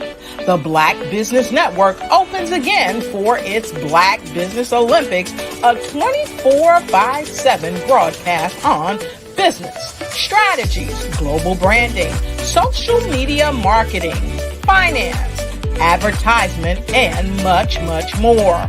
Featuring the top, most powerful entrepreneurs and speakers and thought leaders from all around the world as they gather together for this phenomenal event.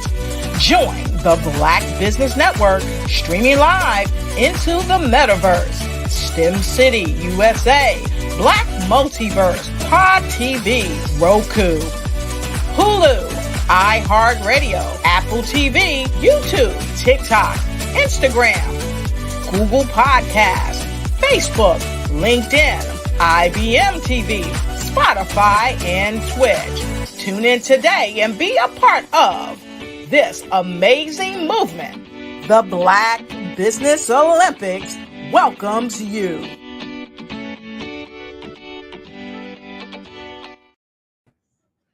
Welcome back. And I now introduce Femi Donasian.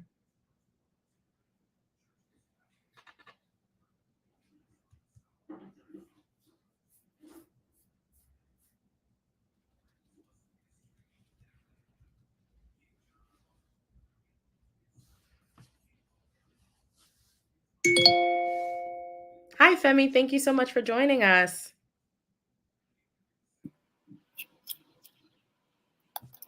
Thanks so much for joining. How are you? Sorry, my volume is off. No worries. I'm doing all right. How are you? I'm feeling amazing. Thank you. Amazing. All right. Before we let you go, I'd love to hear a little bit more about who you are, what you do, and tell us a little bit about your business. Okay, of course, no problem. So my name is Femi Donatien. I'm a digital entrepreneur. I do have other businesses, but my digital entrepreneurship is the main thing, the bread and the butter. And I get the privilege of being a leader and growing and grooming people into entrepreneurship as well as skill sets, digital skill sets, whereas it's personal development, financial skill sets, financial literacy, and in that aspect. Awesome. Well, I'm going to pass it to you. Thank you so much for joining. Genius is common. I'll see you on the other side. All right, awesome. Okay, hello everybody. I can't really see anything, but if there is a YouTube chat, I would love for you guys to flood it with gratitude. Before every presentation, I always begin with gratitude. Why? Because gratitude is the source where all good things come from, you guys. So I'm grateful for today. I'm grateful for my mind, body, and spirit. And I'm grateful for everyone that put this together. The people that are in the background, we are grateful for you. We appreciate you. And I'm grateful for every speaker that spoke before me and all the value that they shared, right? They didn't have to, they got to. And I'm so excited to be part of this. So we are going to jump right into it, you guys. I had a beautiful presentation, but it's going to all come from the mind.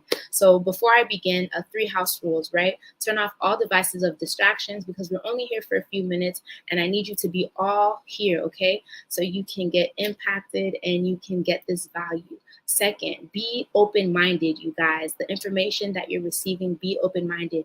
It may be information you've never heard before, right? But it is information that could change your situation. And the most expensive thing that we can have as human beings is a closed mind, okay? And third but not least, you guys, please take notes, right? Notes are your uncashed checks. It may not be something for you in this season now, but you may down the line later and be like, wow, I remember what that girl was talking about. And you can utilize it, right? We only remember 20% of what we hear, right? But when we write, we remember 85%. So please have notes.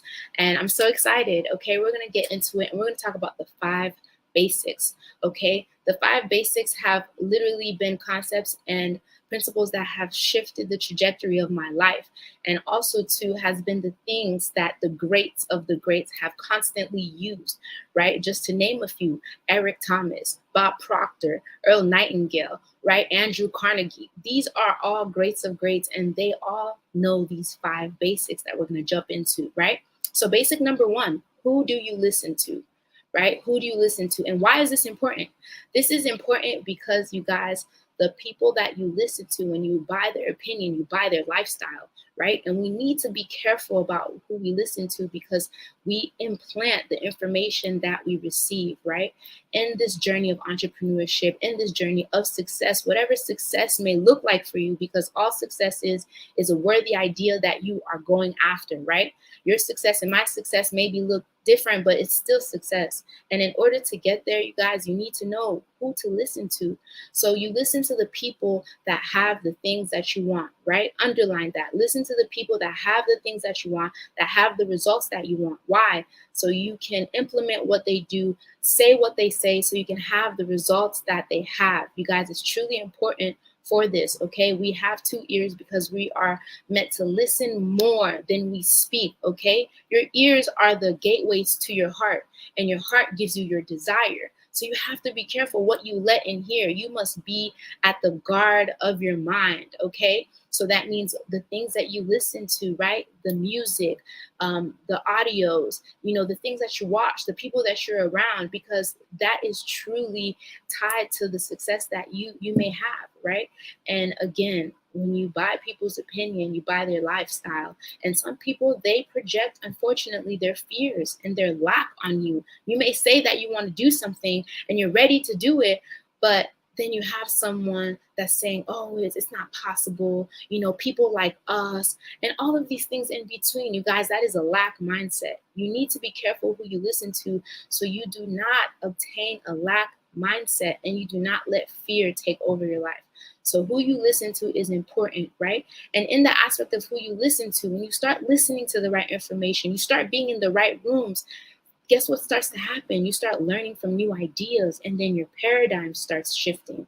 All a paradigm means is a multitude of habits and thoughts that you have from your experiences, from your household, from growing up. You guys, when we grew up, we didn't have a say in what we ate and what we were taught and what we saw, right? So in that aspect, as we're adults now, we need to unlearn to relearn, especially in this space of entrepreneurship and being business owners, right? There's a lot of things when you're in this world, you didn't just become, right? You didn't know how to think like a business owner when you first got in this space. You didn't know how to think like a millionaire. You didn't know how to think like an entrepreneur.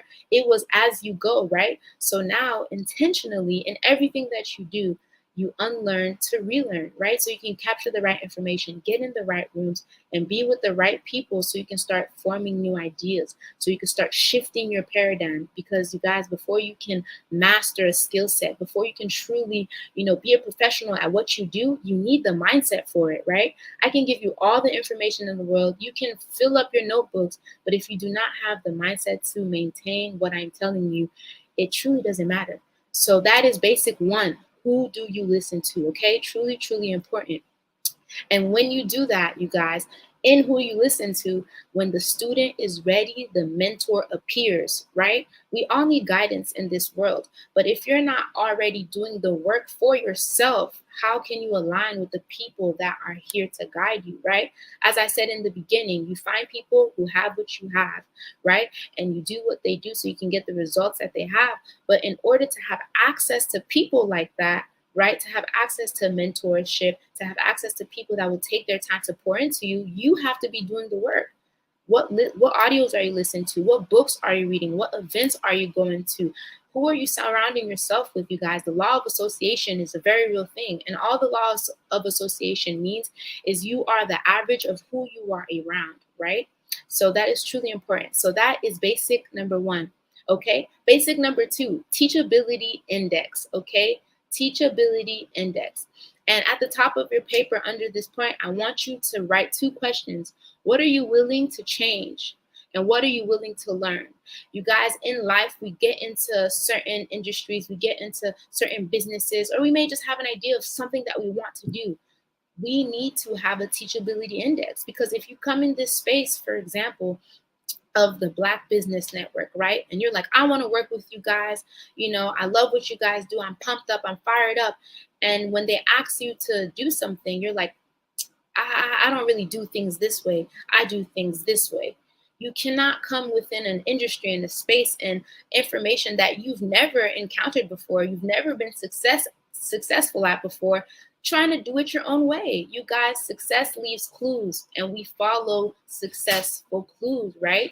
So in that aspect, you have to be willing to learn. You have to be willing to learn new things, which is why when I said in the beginning, the house rules, the third one was to be open-minded, right? To be open-minded to receive, because we are not accustomed to, new information, and people fear what they don't understand. People automatically reject what they don't understand. It's just our nature, right? But in order to go against the grain, in order to go, in a different route and actually be successful and reach the goals, we must be willing to learn, right? So what are you willing to learn? Okay. You must be willing to learn at all times. You must be coachable. You must be willing to do what is asked of you when you are learning, when you are growing, especially when you're not at the top of what you want to do. Okay. And the second question is, what are you willing to change? Right? You guys, nothing changes if nothing changes. You must be able to change your habits, change your thought process, change how you do things, change what you read, change how you look, change how you walk, right? Because you guys, we are the highest form of creation, okay? And it is our job to cultivate the gifts and the talents and the intelligence that's within us, okay? You are a powerful being. You are a powerful being. Everything is already within you. Everything you need already exists. You just now need to become. So in that aspect, you have to be willing to change, okay? You have to change the way you look at things so the things you look at can change. Because there's a lot of concepts and a lot of things that you may first see and you automatically reject it because you're not thinking from an open perspective. You're only thinking from a 90-degree perspective. This is all you see, right? And there's a whole 360 of information and value and things that can really shift your mind. So you guys, in the Teachability Index, it requires these two questions. What are you willing to learn, and what are you willing to change, okay? And it's truly, truly important. And along the journey, you guys, you must have a high Teachability Index, okay? Because as you go, as you grow, for example, me, I've been in entrepreneurship for almost 4 years now. I have to stay teachable, right? I can't act like I know everything and do everything, because there's so much more out there. You know, my mentor always says, you walk in a room and you make sure that you're the person that has the less income. Why? Because there's people around you that have hit certain trajectories of their finances, of their life, of their mindset that can teach you.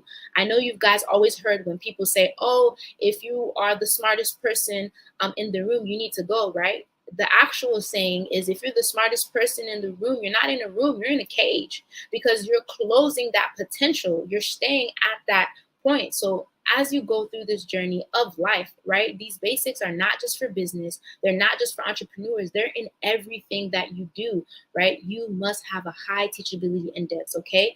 And how can you tell when your teachable index goes low, or when you're just not teachable, right? What are the requirements? Okay, one, when it's time for you to change something, you're not willing, right? You're not willing to do it. Okay, for example, maybe you have to be in a season where you stop watching your favorite show. You stop, doing the habits that you are used to, that not because they're necessarily bad, but they take up too much time, right? Are you willing to stop doing your favorite thing? Are you willing to stay in and study? Are you willing to go to multiple events? Are you willing to sacrifice, right? Are you willing to pay the price? Are you willing to travel and do the things that you have to do to get to where you want to go, you guys? We must do the things we've never done to go to places that we've never been. Because like I said, nothing changes if nothing changes, okay? So that is basic number 2, your teachability index, okay? Now, basic number 3 is the training balance scale, right? The training balance scale. Now, at the top of your paper, you're going to put this, and I want you to draw 2 sides, right? I want you to draw physical and put 1%, and then I want you to put 99%, and I want you to put spiritual. You guys, I don't know if you know this, and I'm so glad I'm the first one to tell you this, if that's the case. 99% of success is spiritual, okay? 99% of success is spiritual, right? And no, I do not mean religion and church. That's not what I'm talking about. Spiritual has to do with your thoughts, right? You guys, our thoughts create our life, right? One of the trainings that I give my team, it's TEAR, thoughts, emotions, actions, results, okay? Your thoughts are giving you emotions. And when you feel something, you take action. And from your action, you have a result. You have an outcome that happened due to that factor, right? You guys, in this aspect of the training balance scale, right? Most people are too worried about the physical, right? Oh, it's about the people I know, and it's about the skill sets I have. And if I have this, that, and the third, I'll be good, right? Yes, it is important to have a big network. Yes, it is important to have the skill set, but you guys, that's the easy part, okay? I can teach you the skill sets that I have. That's easy because it's easy to apply. It's easy to do. It's something physical, right? But what about the spiritual side? It's the most important aspect because your belief system has to do with the spiritual side of success, right? Some of us, we want to dream so big, but we're afraid to, because we don't have belief, right? We have this lack. We have this voice in our head that talks every time we're about to do something different, or every time we're about to try something new, right? And you guys, we must lower this voice, because I'm not going to promise you that it's going to go away, because we're human, you guys. It's a constant battle between physical and flesh, right? Wanting to do this, knowing the person you want to be, but yet having these habits, having these things that keep holding you back. You keep retracing back into the person that you were, but you committed on New Year's that you were going to go to the gym. You were going to go invest in yourself. You were going to try new things. You were going to read a book, and then you start doing the same thing. Why is that? That 99%, right? You guys, the thoughts, we are not aware. People don't think. Unfortunately, when you have to think about what you think about, okay? There is 10,000 of our thoughts that's recycled every day from the previous day, okay? On average, the human mind has 70,000 thoughts that are going on, whether that's subconscious or conscious, right? And then that 10,000 that is conscious, it just moves over to the next day. That's why it's important to be aware of how you feel, you guys. The feeling is the secret, because how you feel dictates the thoughts that you have, which then dictates the actions that you take, the people you hang around with, the books that you pick up, the things that you want to do, okay, you guys? Because motivation is fleeting, right? You need to be activated, okay? You need to be activated. The God in you needs to be constantly activated, and that requires you constantly pouring into yourself and building that discipline, okay? So 99% of success is spiritual, right? It's the internal work. It's the internal work, okay? Because you guys, income is directly correlated to your personal development, okay? So if you have income, let's say, for example, you know, you get something that happens and you're wealthy, right? That wealth will leave you very quickly because you are not growing and personally developing to keep up with all that wealth, right? Like I said, you guys, we need a mindset before we can get to a skill set. And it's truly important in this aspect. Now, the 1% is easy to learn. It's the physical, right? And another reason why the 99% of this training balance scale is so important, you guys, because manifestation, there's a lot of things that are out there about manifestation and how people speak and what it may look like, but you guys, it's a very real thing, okay? The words you speak have power, okay? And it is proven. And I want you guys to go back and research and you know, and keep me accountable. Go look for this information because it's out there. Your words, the things that you say, you must speak life. Okay, and it starts internally. How do you talk to yourself every day? When you're going into a business meeting, when you're going to meet someone, when you're going to network, or when you're starting a new project, or even when you're starting a new job, what are the words that you're saying to yourself? Because this is directly correlated to your performance and your productivity, right? Because on the outside, you may say that you're ready and you're ready to take charge and X, Y, and Z, but in the back of your mind, you're negatively criticizing yourself. You're calling yourself dumb. You're saying, oh, how embarrassed you are. Oh, how dumb this is. Or, oh, I did this wrong. And you're not encouraging yourself, you guys. That has a lot to do with how you do things and how you move. You guys, confidence is just knowing yourself, right? Knowing the information that you want to know and you want to learn, because that looks different for everyone. But knowing yourself. Okay, the words that you're speaking matter. So when you speak life, when you say something and you say it with the emotion, the emotional impact, it will happen. It will happen, right? The things that you're living right now, your situation, your circumstances, believe it or not, are exactly what you spoke 2 years ago. Okay? It's exactly what you spoke 2 years ago. So the person that you want to be moving forward, you must speak into that person. You must see yourself as that 6-figure, 7-figure, or whatever success looks like for you. You must speak that and you must be that, right? And you must start internally because it has to do with everything. You guys, I want you to look up the definition of future, okay? I want you to look up the definition of future. The definition of future is the moments that you say and write something. The moment you say it and you write it, it is yours, okay? So you guys, even in the business world, even in the things that you're doing and the ideas that you may have, you guys, like, we have to dive deep into this side of success, the internal side, because then the 1%, you'll fly with flying colors, okay? So that is point 3. That's basic 3, the training balance scale. And also too known as the how and the when. But we do not have time to get into that. So the 4th basic, you guys, the 4th basic is the levels of learning. And we all go through the levels of learning, okay? Now I'm going to take my time and I make sure I say all of this because it may be confusing if you're listening too fast, okay? The first level of learning is unconsciously competent. All that means is you don't know, so you don't do. Right? How can you change something about yourself when you're not even aware of it? This is the level 1 of learning. And we all go through the level of learning every day through our careers as we grow up, right? And the best example I can give you, we all used to be unconsciously incompetent when it came to tying our shoes. right? I don't know if you remember, but I had to stop every single time, make the bunny ear, do this, cross it, put it under, and pull, right? I had to think about it multiple times before it became automatic, right? So when you're unconsciously competent about something, you don't know, so you can't do, you're unaware of it, right? Now, the level 2 of learning is unconsciously competent. Now, you do know, right? Consciously competent, uncompetent, I'm sorry.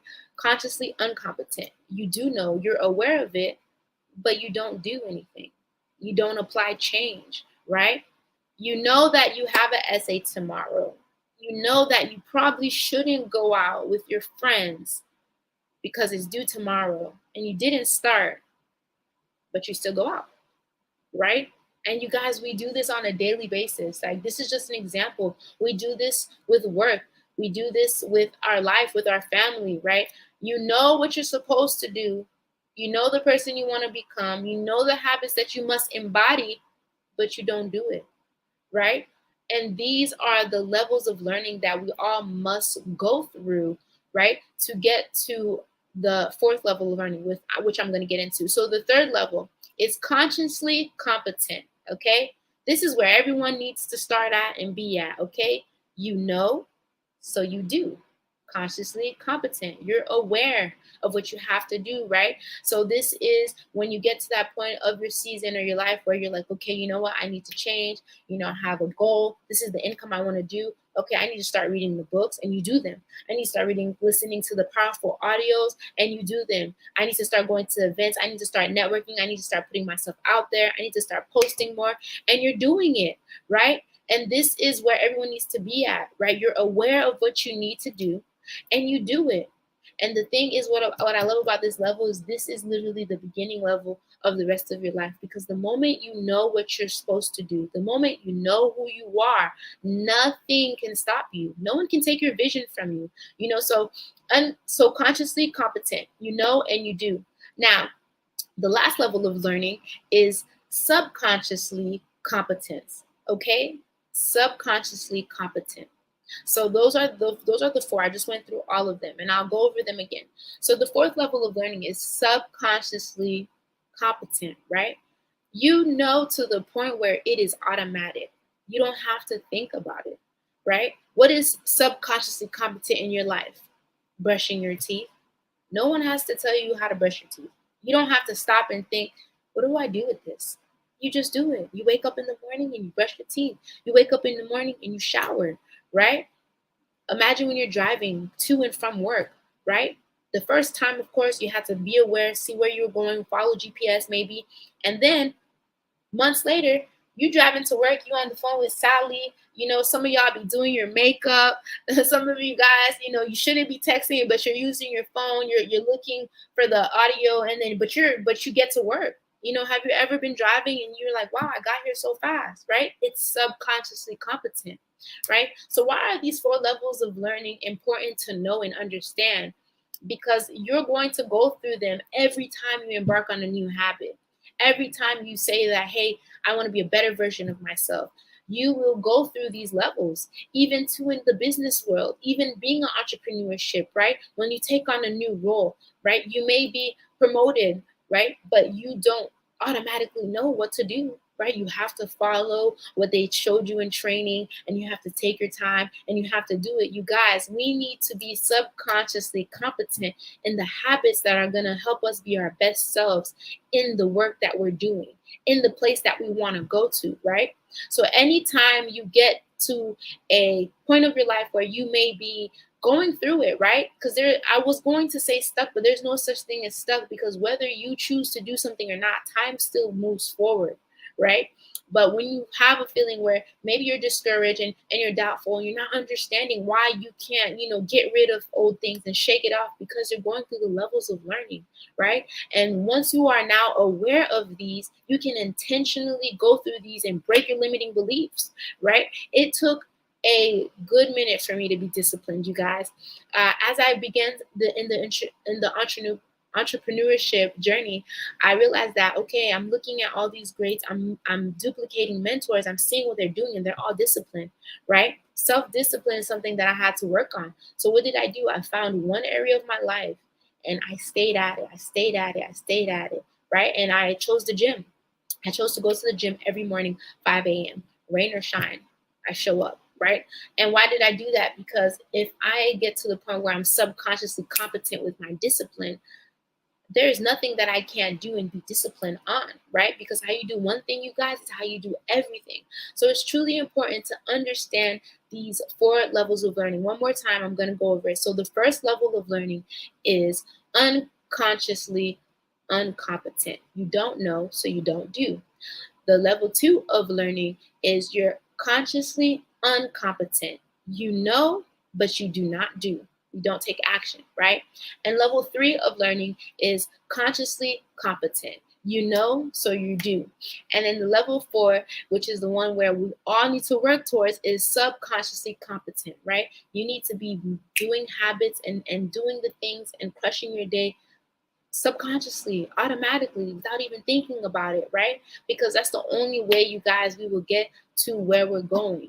Now, these basics that I gave you guys, you can use them in every single thing that you're doing, right? If there is something going on, you see that you're not as productive in an area, go through these levels of basics. Go through them. Go through your levels of learning. Where am I at? Am I consciously competent about this skill set that I need? You know, am I doing this the right way? You know, how am I thinking? How am I talking to myself, you guys? Because this is truly important. And the 5th basic of the 4, you guys, is master the basics. Okay, master the basics. The reason why I was able to give you guys this training and just say these off the top of my head, no notes, no anything, is because I constantly repeated, followed these, and I listened to it, and I practiced it, and until this day, I still do it, right? Anytime I get to a new level of my career, I go back to the basics. You have to go back to the basics. You have to master what you want to do. You have to master your craft. You have to master the habits. You have to master the things that you need to be the best version of yourself, you guys. It literally takes 10,000 hours before you master one thing, okay? 10,000 hours, okay? So imagine that. So you guys have some work to do, right? You need to constantly be putting in the reps towards these things so you can know them, right? So they can become subconsciously competent. And these are always a great basis to go back to, because you guys, life will be lifing, okay? That's what I always say. Life is lifing, okay? Life comes and it hits you. Things happen. We retrace back sometimes, but it is possible for you to continuously head towards the right direction of the person that you want to be when you have the right tools and the principles and the concepts, right? The concepts to do and be this person, you guys. So again, I'm going to go over the whole basics, right? The first one is, who do you listen to? Okay, it's truly important who you listen to, right? What is your teachability index? Your teachability index. 3 is the training balance scale. 99% spiritual, 1% physical. And 4th is the 4 levels of learning, you guys. And the 5th basic is master the basics, okay? Master the basics. Use these principles, apply them, go back to the notes, read it. If they have a recording of this, rewatch this, you guys, because it takes a long time to shift our paradigms, right? And again, that just means a multitude of habits and thoughts, right? And how do you shift that? Only 2 ways. By repetition, which is what I am encouraging you guys to do, and by emotional impact. Okay, and most of the time emotional impacts don't happen often, and if they do happen, it's usually a traumatic experience, right? How many of us know people that wait until something drastic happens in their life to change? How many people do we know that wait until the doctor says that they have a month to live unless they turn their health around? You guys, you must move with urgency, with yourself, with developing yourself, with growing yourself, with taking care of yourself, because you need you, right? You need you, and you need your mind. Your mind is the most important tool that you'll need in this world, okay? Your business can fall tomorrow, And if you still have this, guess what? You can rebuild it again. If you have these concepts and if you have these tools and these things that you can always go back to, you can do it again. You guys, these 5 basics have literally been the key that changed my life. And I'm so grateful for my mentor for teaching us this, right? For the space that I have, for breaking these things down and constantly saying these things, because we need them. Okay, we're constantly growing. You need to constantly personally develop. Okay, you guys, always. Okay, your personal development is directly correlated to your income. Okay, so whatever it is that you want to do, however great that you want to be, you must constantly and personally develop every single day. Okay. And since I'm done with my training, I'll give you guys some applicable things on how to do that, right? You need a morning routine. Okay, before you go out in the day and you pour into other people and you give and you work and you serve, you need a time where you pour into yourself, right? What do you pour into yourself with? Okay, books, writing, journaling, right? The things you listen to. Every morning I wake up after my prayer, after my meditation, I'm listening to either an Earl Nightingale audio or a Bob Proctor audio, right? Why is that? Shifting paradigms require repetition or emotional impact. So I'm constantly re-listening to the very things that are going to make me successful, right? That are going to give me the habits that I need to become the person that I see in my mind. Okay, so you guys need a morning routine. Okay, even if it's 10 minutes a day. Okay, this is very crucial, not only to how you will serve people, how you will treat your team if you're a business owner, and how you'll be productive, but also to for yourself and for the character building moments. You guys, there's no such thing as a bad day or a bad experience.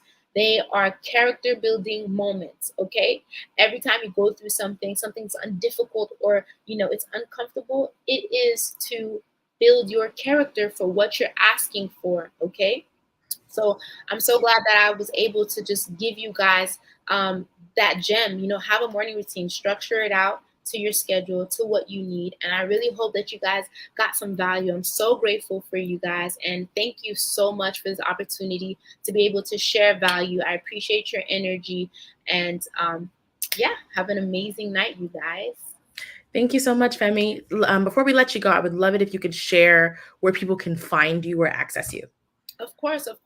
So my Instagram is Gotta Love Me 31, GOTTA Love Me 31, and also my website is bio.site/godgiven. bio.site/godgiven. Awesome. Thank you so much for everything that you've shared. It was really impactful. And I really appreciate you sharing your 5 steps and all of your insight.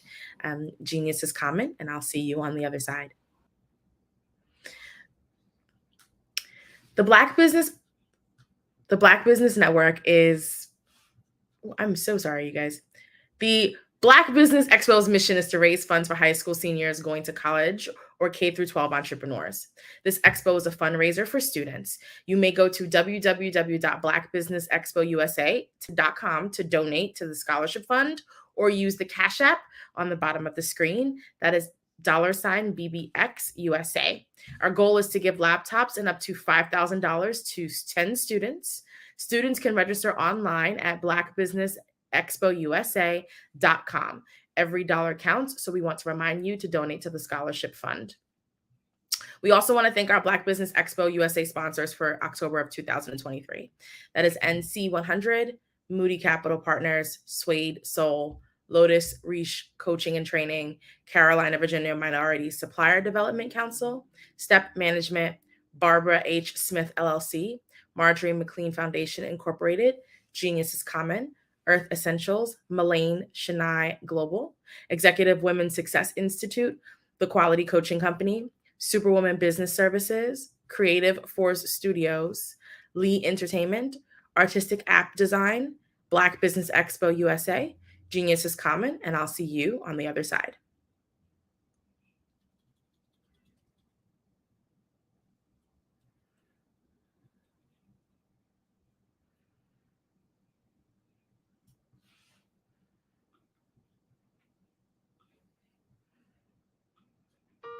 Hello, this is Israel, and I am CEO of Daydreams Interactive and author of Princess Planet. So, genius is common, and as a kid, I loved to daydream. Even as an adult, I love to daydream. And when my daughter became 6 and loved princess characters, but we just could not find the diversity that showed her, we created our own characters.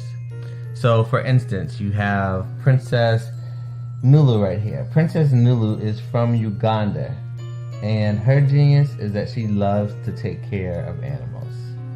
She can actually even listen and hear what they say. And then we have Princess Isabella right here.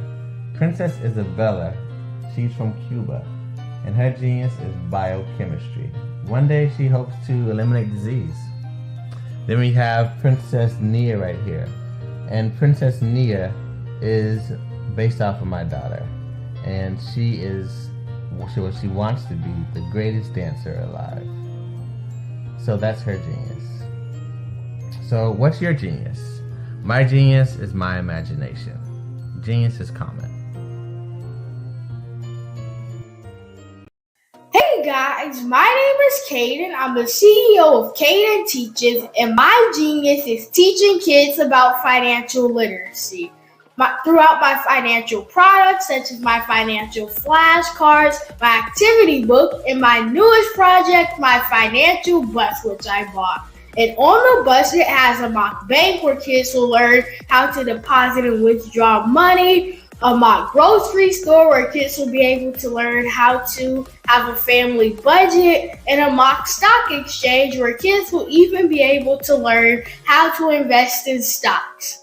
Now, I decided to start teaching kids about financial literacy because I find that most kids graduate high school without even knowing the basics about financial literacy.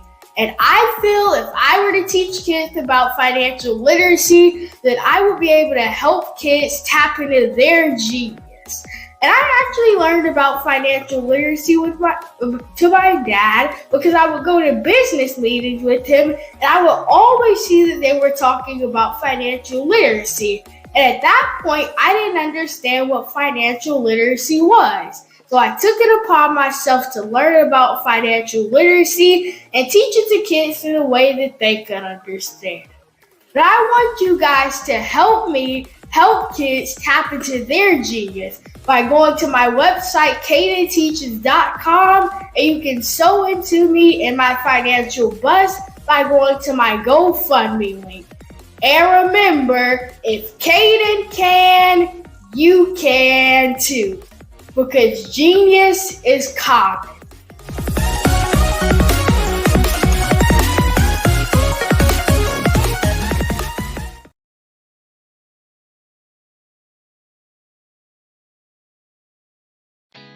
Did you know women represent just 3% of Fortune 500 CEOs and less than 15% of corporate executives at top companies worldwide?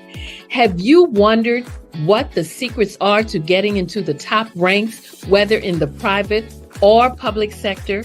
Do you want to figure out how to stop being held back in your career or passed over for promotion? Then you're in the right place. Hi, I'm Dr. Madeline Ann Lewis, President and CEO of the Executive Women's Success Institute.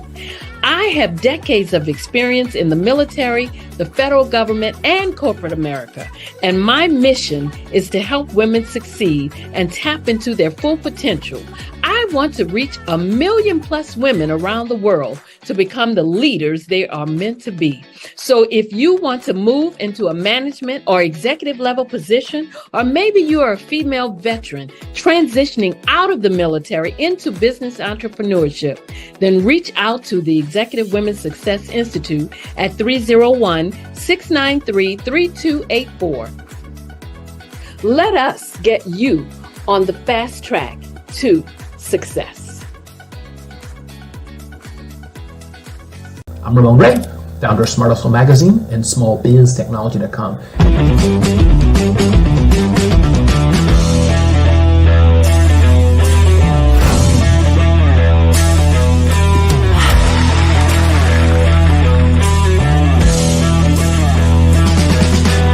You're here today business success, stand up on your feet. You rocked the house. Hey, thank you. It was amazing. Didn't we learn? For me, success comes from failure.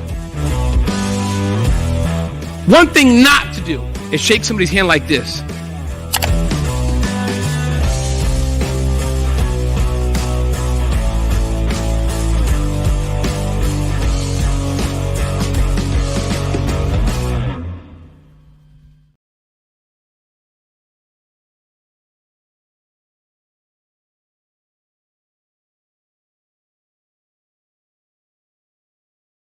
I was born in a little village on the island of Haiti. Many deadly diseases pounded me. It is as if they were on a mission to end my existence on this earth. I refused to give up. In 1983, I left Haiti and came to the United States of America. And I came with $5, 2 shirts. I didn't speak any English. I came to Atlanta. I got a job. I was a doorman. I was a doorman with a dream. What I used to come on stage. I'd rehearse this moment that I'm standing in front of you. That's the power of a dream. Maybe today is the day you begin acting as if you already have it. And then step out with full force. Take a risk. No condition is permanent. Don't let your situation distract you. You are chosen. You are called. You are born for a purpose in this life.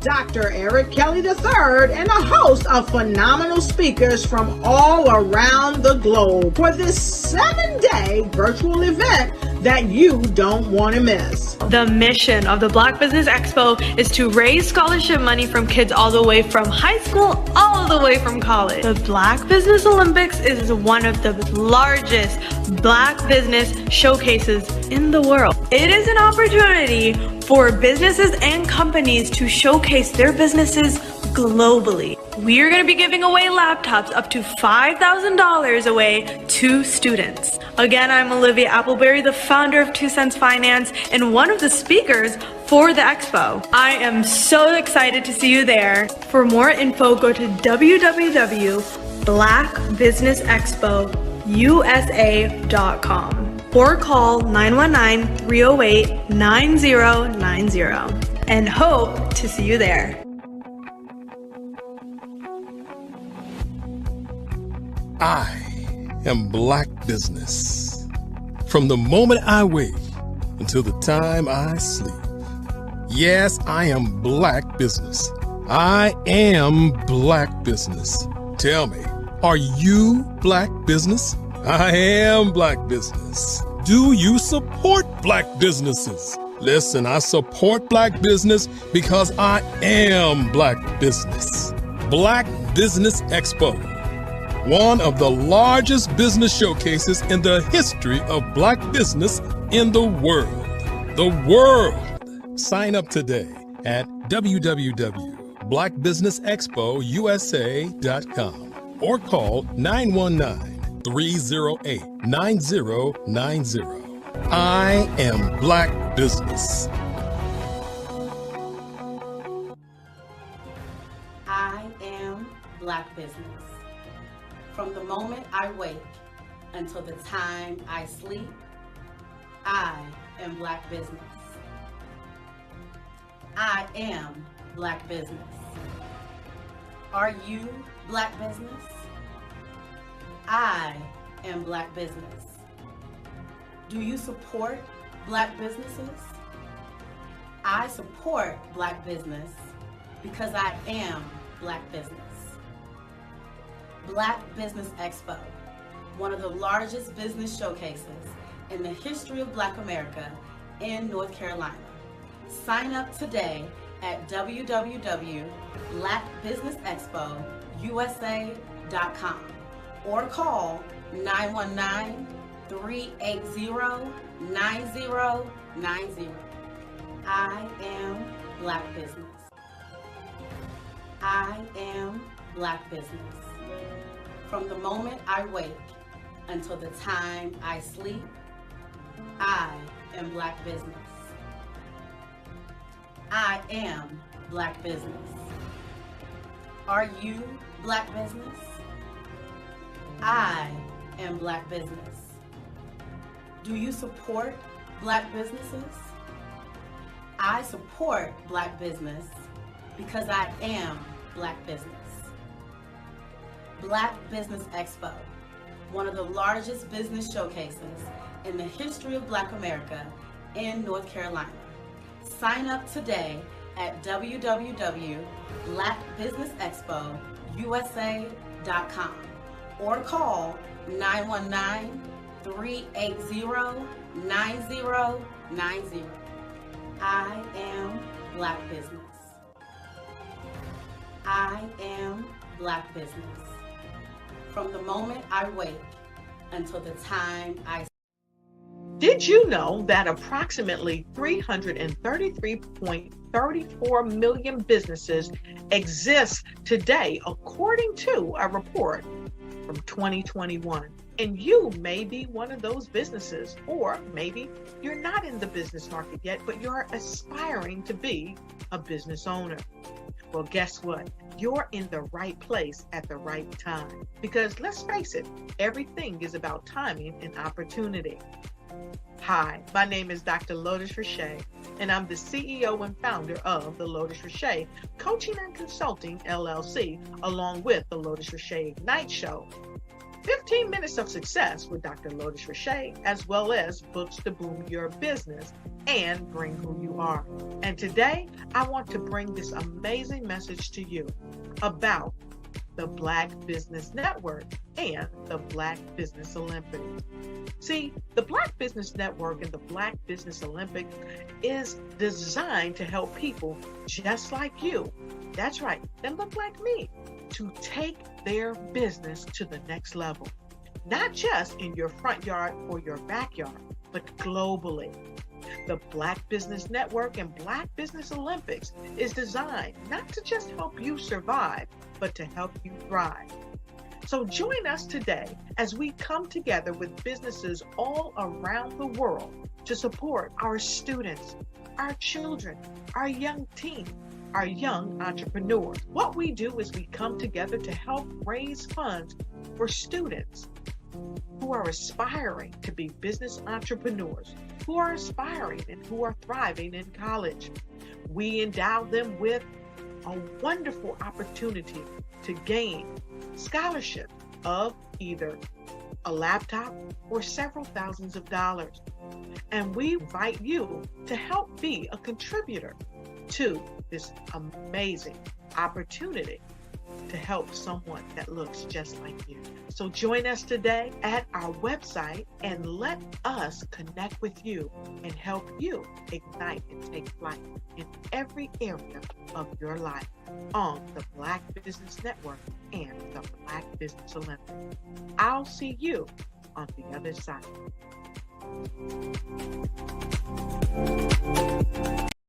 The Black Business Network and Black Business Olympics are essential platforms for Black business owners globally. They provide the tools and support you need to succeed in today's competitive marketplace. Join us today as we collaborate together with businesses from around the world to support our children, students, and young future entrepreneurs, Black businesses and corporations. We raise funds for students going to college and young entrepreneurs who are aspiring to be business owners, and we invite you to be a contributor today. Visit the website www.blackbusinessexpousa.com to connect with and learn more about how the Black Business Network and Black Business Olympics can help you not only share your amazing business story to businesses, but also serve future generations. Hello, my name is David Jones, CEO and co-founder of the Hello LLC, where we help businesses build a culture, brand an experience, and leverage technology to pivot into Web3. Join the Black Business Network streaming live into Roku, Metaverse, STEM City, Black Multiverse Enterprises, Hulu, YouTube, iHeartRadio, Apple, Facebook, LinkedIn, Spotify, Twitch, and Google Podcasts. Tune in, turn on, and let's thrive.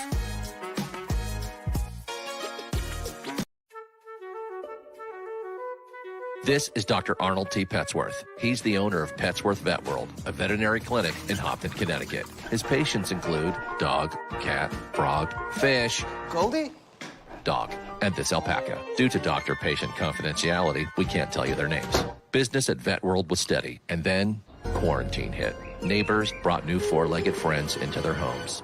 Bunnies. Bunnies everywhere. Dr. Petsworth welcomed these new patients with open arms. The only problem? There were more appointments than he could manage.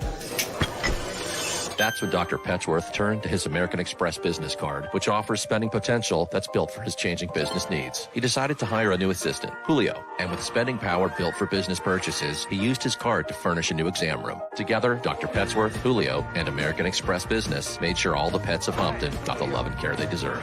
And everyone was happy. Get the card built for business by American Express. Did you know women represent just 3% of Fortune 500 CEOs and less than 15% of corporate executives at top companies worldwide? Have you wondered what the secrets are to getting into the top ranks, whether in the private or public sector? Do you want to figure out how to stop being held back in your career or passed over for promotion? Then you're in the right place. Hi, I'm Dr. Madeline Ann Lewis, President and CEO of the Executive Women's Success Institute. I have decades of experience in the military, the federal government, and corporate America, and my mission is to help women succeed and tap into their full potential. I want to reach 1 million plus women around the world to become the leaders they are meant to be. So if you want to move into a management or executive level position, or maybe you are a female veteran transitioning out of the military into business entrepreneurship, then reach out to the Executive Women's Success Institute at 301-693-3284. Let us get you on the fast track to success.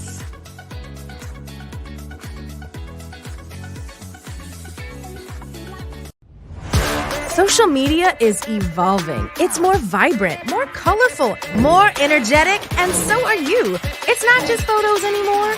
It's video, it's audio, it's subscriptions. And now there's Fanbase, a new monetized social network.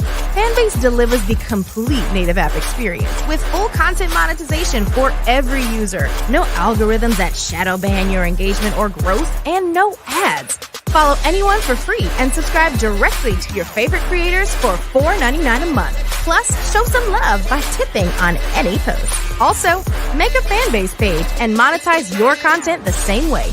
Finally, connect with your followers by posting the amazing content you already create. And now, get paid for it.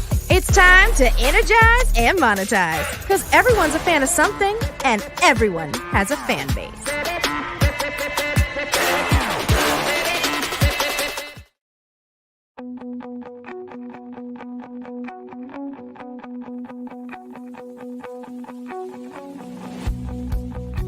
I am Black business. From the moment I wake until the time I sleep.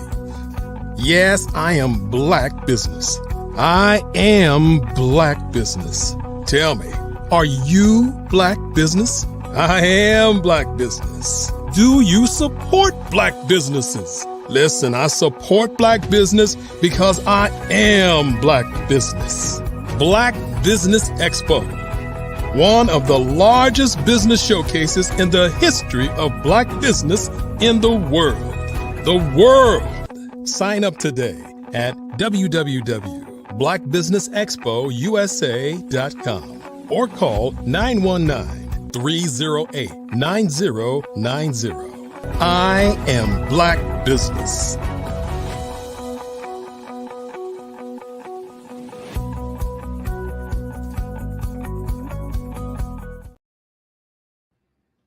Good evening, business owners, entrepreneurs, thought leaders, and corporations.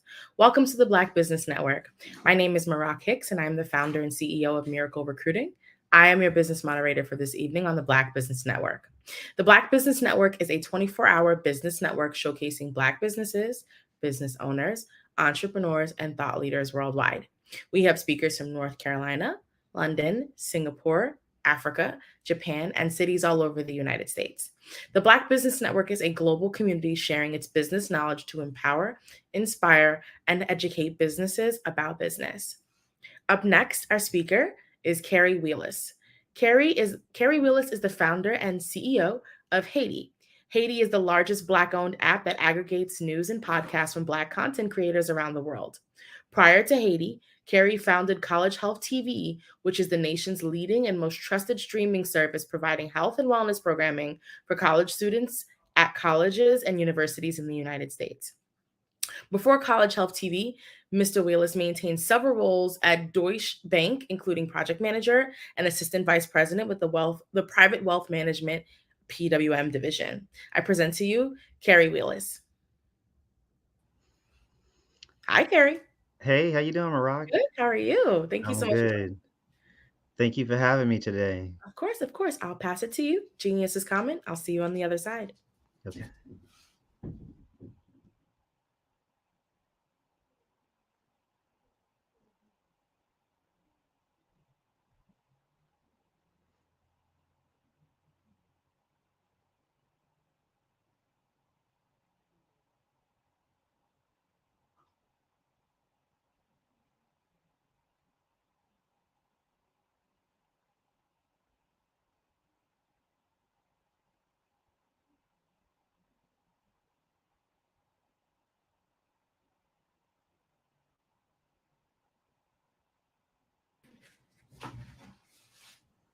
Hey, Carrie. Sorry about that. No worries.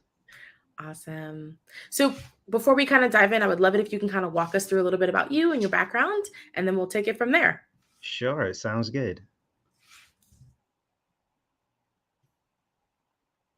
Tell us a little bit about you. Oh, I'm sorry. It's okay. So as you had a chance to kind of say, I'm originally, from New York, and I was born and raised there. I moved to North Carolina about 7 years ago. And when I moved here, I got a chance to find out about the beautiful history of North Carolina and the Black business district here, specifically in the Durham, North Carolina area. And I had a chance to find out about the Hayti district. I know it sounds, when you see the name Hayti, it looks like Haiti, but there's a story behind that, which I'm happy to share. But it's formerly Durham's actually Black Wall Street. And so when I read about the history that had taken place here in North Carolina with hundreds of Black businesses, North Carolina Central was founded here, North Carolina Mutual Life, Mechanics and Farmers, which is now M&F Bank, the largest or the second oldest Black bank in the U.S., and so many other businesses. I said, man, there's a rich history of, Black business right here in this area. And I wanted to learn more about it. And so I was happy to know that there was some history that I didn't know, and I had a chance to find out while moving to this particular area. Awesome. Thank you for sharing that. So let's just take a deep dive into some of the projects that you've worked on. I would love to start. Let's start backwards, if you will. Kind of talk to us a little bit about your transition from working with Deutsche to deciding that you wanted to kind of build College Health TV, and what was the inspiration behind that?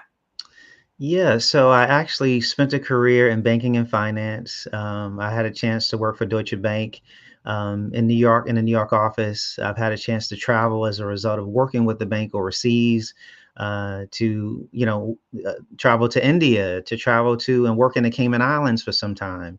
And so I was part of a team that managed all the financial transactions for the private bank, for their domestic clients. I gained a lot of information from them, a lot of resources, a lot of training. And at the same time, working all those hours in corporate America, as you can imagine, I said to myself, I wanted to do something else, something that actually was kind of fulfilling. And so I got involved in media. I resigned my position. I got involved in media. And after a couple pivots, I ended up, launching College Health TV.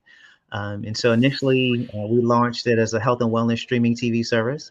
You've probably been to your doctor's office and you probably had a chance to see some, televisions playing, medical information. Mm-hmm. And pretty much do the same thing. But the only difference is we're unique in that we place students in the television studio and provide peer-to-peer health education for college students. And so it's an opportunity to provide some engagement for students. It's an opportunity for them to get some information, health and wellness, lifestyle information that's going to only help them during their college experience on college campuses across the U.S. Awesome. Is that something that's still available on college campuses? And are there certain schools that you guys actively have this network on? Yeah, it is actually still available. During COVID, as you probably can imagine, we had some bumps in the road with COVID, with the screens being turned off. But we are back up and running, and the service is at schools that of, Georgetown University, SUNY schools in New York, and so it plays at schools in approximately 30 states across the U.S. where the university wants to provide, health and wellness programming for their students. And so we cover topics like mental health, sexual health, sleep deprivation, food and nutrition, pretty much everything related to a college student's lifestyle. And since it's coming from their peers, oftentimes the students are able to, engage with that a little bit more and connect with it and hear that messaging to make sure that it actually resonates. Students are dealing with all sorts of issues on college campuses. And so, we are sort of a breath of fresh air when it comes to providing some level of engagement to reach students on these campuses.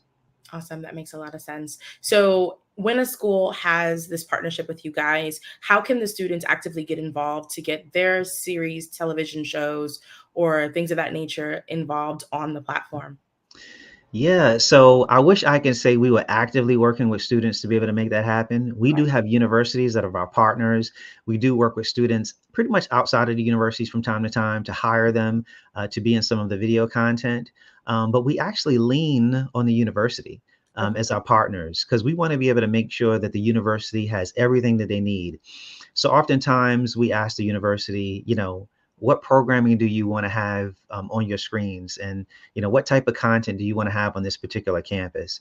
And so if we don't have a particular video or some content that they need, we will produce that video and that content. And so we always keep the content fresh. We're creating new videos every month. And those videos are automatically streamed to TVs at locations. And then universities can be able to customize the playlist. So they may not want every single video we have, but they only want maybe a certain segment. And so the university has an opportunity to customize their experience, whether the content is played at the student health center, whether it's played at the fitness center or the dining hall. And so our channel is played at different areas across campus, and all depending on the area that is played in, that's where they kind of have a chance to customize that experience. Awesome. Okay. So before we shift to Hey Ty, I would love it if you could share where universities can directly reach out to. College Health TV? Yes. Yeah. Thank you. So super simple. Just go to collegehealthtv.com. And on that particular site, university can be able to sign up. And then we can be able to follow up and we can ship out a device or provide a demonstration for that particular university before we actually get started with the engagement. Awesome. Thank you so much for that. All right, let's shift gears. So tell us a little bit more about Hey Ty. Yeah, so Hey Ty was a business that was born during COVID. When COVID hit, College Hill TV, some of the screens went dark, obviously, with the universities turning off and not wanting the students gathering. And so during that time, I was sitting at home. I was reading a lot more news and on my mobile app and on television than I ever saw before. And so I said, I saw a story that was pretty much unfortunate. The grandson of the Carolina Times, that was founded in Haiti, he had passed away. And when he passed away, the family said they weren't going to push forward with the newspaper anymore. And I said, oh man, a paper, could you imagine a paper that's been around from the 1920s is going out? It served as a resource for the Durham community, providing, all of the local news that they, relied on pretty much on a weekly basis. And when that happened, I said, I can be able to help the Black press. And so I started initially looking at different apps that exist in the space. I looked at, Google News and Apple News, and I started counting the number of Black publishers. And unfortunately, I could not count a lot of them. And I said to myself, the algorithm that exists on these platforms is kind of catered towards the majority. And I said, let me do something about that. And so I started development on the app to aggregate content specifically from Black publishers to drive mobile users to their articles and their information. And I named it Haiti because during COVID, somebody was selling a 5-character domain, and it happened to be Haiti. And I said, now, my mission is twofold, which is to name this app Haiti to let the world know about Durham's Black Wall Street, which is the second Black Wall Street that existed in America before Tulsa.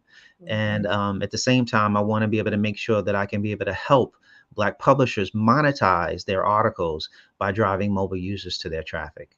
Amazing. That sounds incredible. Do you specifically focus on authors, writers, and press in the Durham area, or can anyone in the country or around the world actively publish their articles and information on Haiti?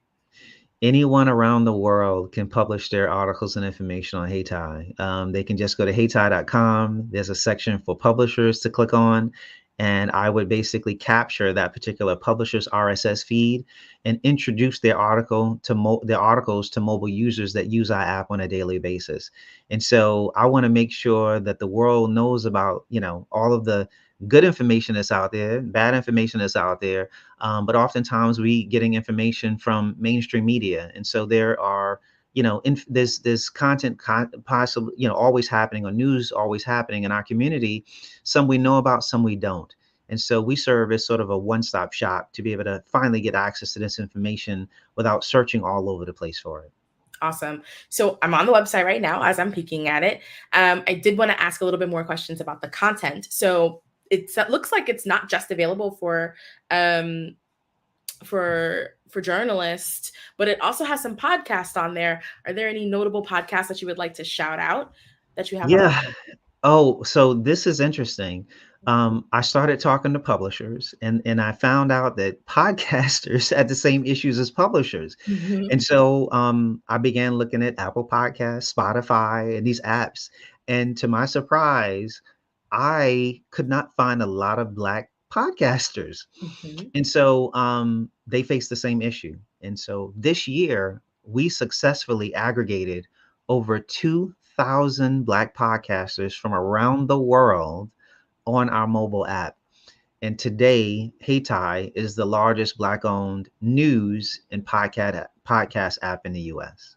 That's awesome. That is absolutely amazing. And is it the same process to submit to you if you were a publisher as if you were a podcaster? It is. It's the same exact process where they would submit their form on haiti.com, click on podcasters, and we would have their podcast up and running within 24 to 48 hours to give them exposure to our mobile users as well. Amazing. Amazing. So you kind of started this platform. I would love to hear a little bit about, if you can share the nuggets, where are you hoping to take this platform in the next 5 years? Yeah, so we've seen a lot since we've actually launched, and we have conversations all the time with our users. In addition to that, with our partners, which are the publishers and podcasters. And so we always are looking to modify and increase the user experience to make it better for our users. But there's another piece of the puzzle that I've seen from time to time, and as I talk to our partners, specifically our content creators. Mm-hmm. And what they've told us is, we basically make money today primarily through advertising dollars. And Mhm. is there a way or opportunity that we can be able to, get users to subscribe? And I said, you know what? Yes. And so the future of HeyTie will not only be providing, content to mobile users, but it will offer them the opportunity to support their favorite content creators by clicking on a support button in HeyTie, which is something that we're going to be launching for 2024. And anybody that wants to support their favorite content creator with a monetary donation or a monetary, contribution, they can be able to do that in the app next year. That's amazing. And it touches on my next question. So you're kind of talking a little bit about impressions. So when you think about building this application for publishers and for podcasters, what are you hearing is more important from the users or the members of your platform? Is it engagement? Is it impressions? Is it marketing? What are they saying is something that they actively need that they're finding on your platform? So definitely, they're all looking for distribution and they're all looking for eyeballs. And Yeah. so oftentimes they're spending money on social media to boost their content. And so people spend money or content creators spend money to drive traffic to their, their information, whether it be news and or a podcast episode. And so what they've said is that the more distribution they have, the more opportunity there is for them to be able to make money. And so and so that's why HeyTie was set up. So they don't have to spend the money and they can be able to come to, our app to let their users know about the app. But at the same time, make sure that users on our app are able to find what they want that's relevant to them. I think our communities oftentimes, it's a lot of word of mouth. To be able to find and search and find things until they actually pop up in your feed. Well, you don't have to worry about things popping up in your feed because HeyTie is aggregating all of the best underneath one umbrella to make sure that we can be able to expose that information, not only to our community, but all communities. I mean, Black culture is mainstream oftentimes, and at the same time, we don't control the tech behind it. And so this is the first time that we can be able to control the tech. We can control our algorithms and make sure that we drive the traffic to these users and keep them in business so they can be able to continue to do what they do best. Got it. Awesome. Thank you. And then I'd love to hear a little bit more about your own promotion of the platform. So if users are coming to you to be able to promote their platform, what are some unique ways that you are actively promoting HeyTie to get the word out about what you guys do to get the users on the platform to begin with? Yeah, so I'll just share this with you. We work individually with our partners to cross promote each other. That's the first thing I'll say that we do together with our publishers as well as podcasters. HeyTie has become the official podcast of the Black Podcasters Association, which is obviously a national association that has webinars and trainings. We basically promote podcasters on a weekly basis via blackpodnews.com. And so that information is also inside of HeyTie. And so it's a collaborative effort of the work that I do individually with Black content creators, but at the same time, it's partnerships that I'm going to be looking to establish with national organizations like the Black Podcasters Association to make sure that we can be able to reach users, that I can reach myself, but also extending that reach with national organizations and partnerships that I'm looking to establish. That sounds amazing. When you think about some of the statistics and metrics that you're expecting to meet or to exceed with your platform, have you obtained your goals? And if so, if there's any hindrances, what are you actively doing to tackle those? So I haven't met my goals yet. I will continue to push forward and drive forth this app, and I'm going to tell you why. Because when I read all of the stats about primarily Nielsen reports specifically, and I'll say that, where it shows African Americans over-index when it comes to using our smartphone, watching television, listening to the radio, listening to podcasts. And I'm saying to myself, well, we're using all of these apps, we're using all this information, getting access to it, but we're not able to monetize the platform. And so, this year, at the end of this year, going into next year, we are spending money on marketing dollars, and we're putting our money to be able to make sure that we push this as far and as fast as we possibly can, so we can be able to get users to download the app.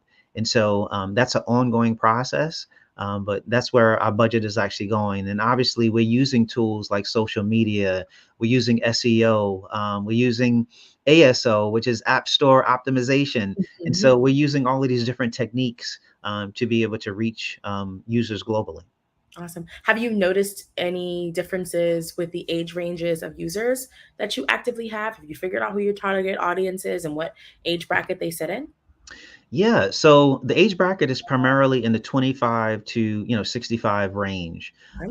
What we found is we have a little bit more men that are using the app than women. And the good news about our app is that for every, I think we're now at about 50% of the users that download our app actually register for the app and become a registered user. And so with those metrics, we've been really, really effective in terms of reach and also engagement.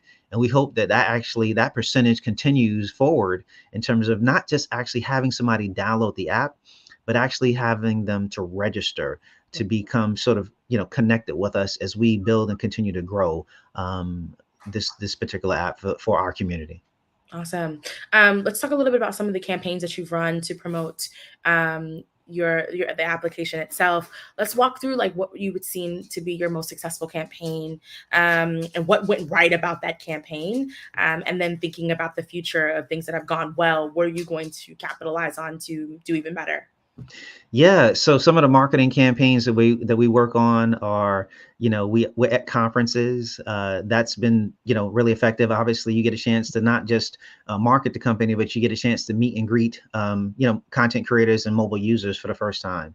In addition to that, some of the digital campaigns, obviously, we're using Instagram. And so that's been also effective for us. And then we'll have a PPC campaign that exists as well, which is a pay-per-click campaign, where we actually do pay to have users click on ads and eventually come to the app to get more information. And so that's how we're driving it on a digital basis. But at the same time, sort of conferences where we have a chance to, a face-to-face approach, as I mentioned, to be able to reach users. Awesome. Do you have any notable podcasts that you wanted to shout out by name so we can drive some traffic to those folks as well? Yeah, so I listen to Honey and Hustle. I listen to, which is a business podcast, by the way. I listen to Today in Black Year. I love history. And so those are two that I would tell you I recognize. But at the same time, we just have a mixed bag of different podcasts. And what I'll tell you is that it's a curated experience. Yeah. We have podcasts that cover news, that cover politics, sports, business. But I also, because I own the app, decided to do something really, really unique.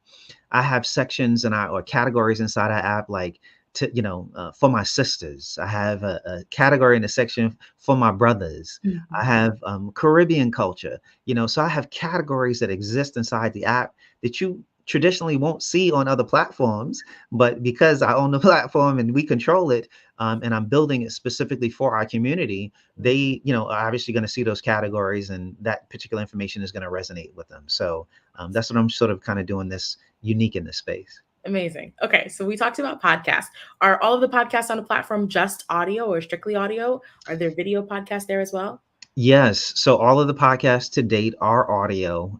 We're working through sort of the video piece. And I think some of the challenges from a technical perspective, I'll tell you, is that a lot of podcasters, that use video are using YouTube. Yeah. And so YouTube, it can be a little tricky in terms of pulling in content from YouTube inside the app in terms of permissions and everything else. And so obviously I know video is more effective, it's more engaging. And so we're hoping to work through some of those challenges to make sure that we can actually have some video on the app. But today, right now, it's all audio. Awesome. Well, I'm hearing that YouTube is actually, there's been some issues with podcasters on the YouTube platform. So it might be a really good time to kind of build that structure out to support the users.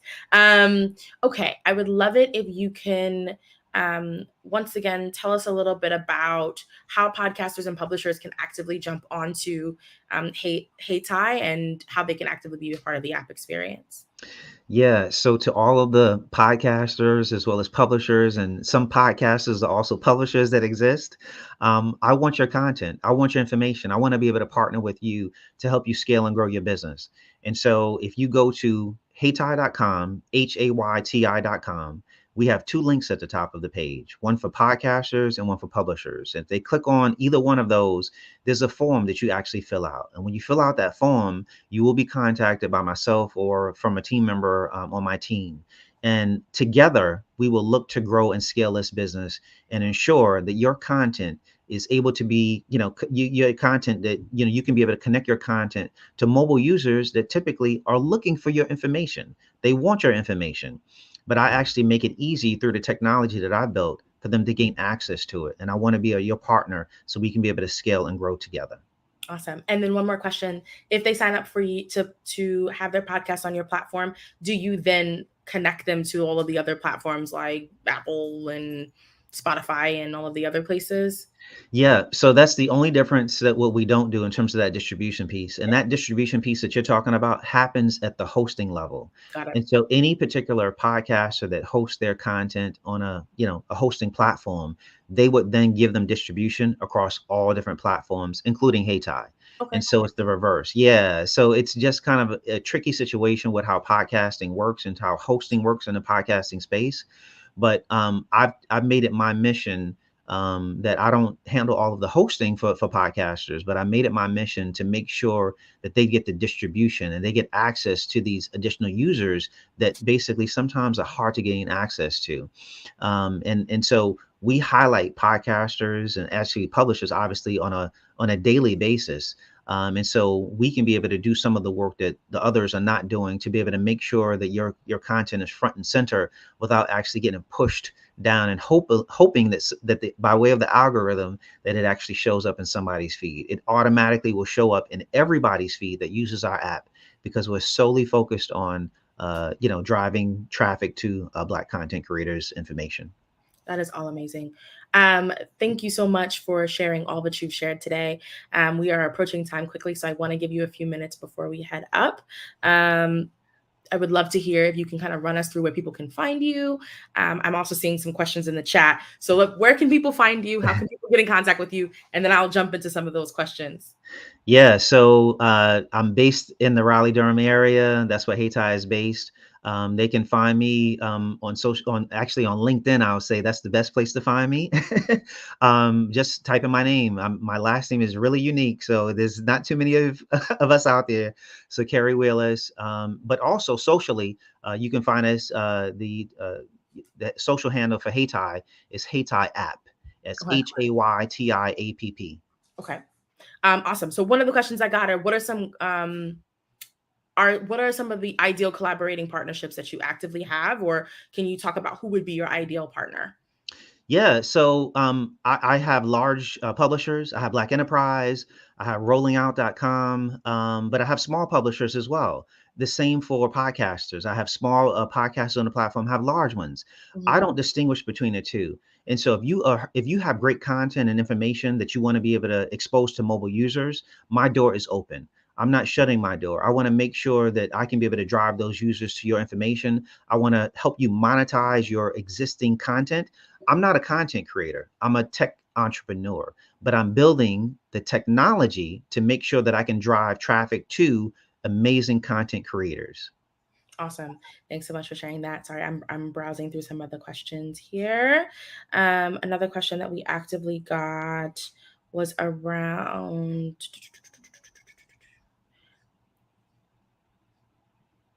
Oh, okay. Are you, or would you consider the application to be a good place for users who, or would you say that the application is a good place for users who are struggling to actively increase their reach or need an additional platform to market their podcast or their articles and other information for publishers? Yeah, I think it's a combination of both. It's for new users or new content creators that are looking to get their content in front of users. But at the same time, as I mentioned, I have large publishers on the platform too. And so like, as I mentioned, Black Enterprise, for example, are rolling out, or, some of the Black press, Kansas City Defender, I have the Washington Informer, legacy papers that have been around from the early 1900s. And so I have a mix of different, content. And so all of them are looking for, at the same time, impressions. They generally make money from ad impressions. And so if you're generally making money from ad impressions, you're looking for users to drive traffic to that particular content. And so I serve as a platform to drive mobile users to your traffic. And I'm going to tell you specifically how to. In addition to emails that we send out, we also send out push notifications, so we can push an article out. I can push a podcast episode out, and that drives additional traffic to your particular content. And so through those methods inside of HeyTie, in addition to the partnerships that we have, as I mentioned, with the Black Podcasters Association, we're looking to drive as much traffic to our content creators as possible. Awesome. I looked at your reviews. Looks like you have a 4.8 out of 5 rating in the App Store. What are some of the things that you're actively doing to keep your customers happy or your users happy on the app? Yeah. So what our customers have told us is that the experience. Initially, when you come into the app, you'll see Today in Black History. Every single day, you'll learn something new that happened on that particular day in Black History. In addition to that, we've heard from users that have told us that they love the way the app is just so easy to navigate. And so we have different categories, both in news as well as the podcast section is also categorized, making that an easy experience for you. And then you can be able to customize your experience even deeper. You can be able to say, I don't want this particular category, or I want this particular category, and customize the categories that show up in your feed. Lastly, I'll say you can be able to save content. You can save content inside of HeyTie for later, and you can save it to custom folders that you actually name. And so you can name your folder whatever you want to name it. It's not just a bookmark. It's beyond a bookmark. I wanted to build extra tech behind it. And so you can be able to save your content for later to be able to refer back to it whenever you want it to as well. That sounds awesome. This is a question that I personally have as a podcast listener who also does listen to podcasts in the car. Is there an integration with Apple CarPlay for those people who are actively listening to it on the go? That's an interesting interesting question. I'm glad you asked that. I am constantly working in the background. That is on our list to add. And so we don't have that enhancement today, but what I will tell you is that's part of the to-do list to make sure that we make that, that connection very, very easy for users that are using CarPlay. And so that is an enhancement that we're actually working on right now as we speak. Amazing. Thank you so much. Okay, let's shift a little bit for future, looking in the future, right? Or actually inspiration for the future for others. What are 3 things that you would say to someone who is looking to start a podcast, but doesn't know where to start? What advice can you give them in addition to join our application? So I would say for the content creators that exist, the first place you want to start is talking to somebody who's already in the space. That's the easiest thing, because they can talk to you about the hosting platforms, the microphones that you need to use, making it easy in terms of making your life easier in terms of pricing, because this industry is actually changing. It's getting a lot cheaper to be able to create content. But in addition to that, I would also emphasize joining a co-working space. And I'm going to tell you why. Joining co-working spaces, and it's helped me out, I'll say that, you get access to credits, technology credits. You can get access to mentorship. You can get access to coaching. And so that's been really, really effective for me. And so if you're first starting out, I would definitely say those are things that you want to be able to do. Hopefully I mentioned more, but those are 2 things that I would highlight for those folks that are starting out in the content space. Got it. We got another question. What is the length of the content that's submitted on the platform? Is it 8 hours, 24 hours, a week? How long are the episodes that people typically are uploading in the platform? That's a good question. It all depends on the podcast. And so podcasters oftentimes, there's obviously ones that are short, but at the same time, there are some lengthy podcasts for that long drive. And I will say this too, in the podcast section, you can create a playlist. And so if you are looking to go on a road or, travel for a long flight or whatever the case may be, you can be able to save multiple episodes to your custom playlist and have them play consecutively, one after the other. And so for podcasts, but it just ranges. But I would highly encourage anybody who's interested, once you download the app, which is available on Android and iOS, and go to the podcast section, at the top of the page, there's a banner for the Black Podcasters Association. So you can be able to get introduced to a community of podcasters and ask a lot of questions through that organization. Awesome. Oh, one more question. For users who are looking to use the app, is there video training, help, technical support, or anything of that nature in the event that something goes wrong, or if they're looking to upload? Is there any help or support videos available to those folks as well? There is. And so just on our website, we have an email at, info@heytie.com. They can ping us inside the App Store to be able to make it easy. But I will tell you that I've had to battle test the app because I needed to make sure that what I was putting out in the app was not going to be something that I had to worry about a buggy app. Yeah. And so anytime the app actually, our app is live now, obviously, but we've stress tested it from a technology perspective. In addition to that, we've done a lot of QA testing, making sure that the quality was there, but before it was actually launched live. And so, but if there are any glitches along the way, it's technology, it happens. Sure, email us at info@heytie.com, or go to the website and click on the contact us section, and you can be able to contact us directly. And so, myself or one of my teammates will get back to you to follow up to make sure that you get up and running. Awesome. Thank you so much, Carrie. All right, last question. I asked before, but I want to ask you again. Where can people find you? LinkedIn, social media, where can they find the platforms again so people can actively find you? I am going to find you because I just recorded my very first podcast episode and I'm going to be releasing that. So you'll see my name slide through a form in a few. But yeah, where can people find you?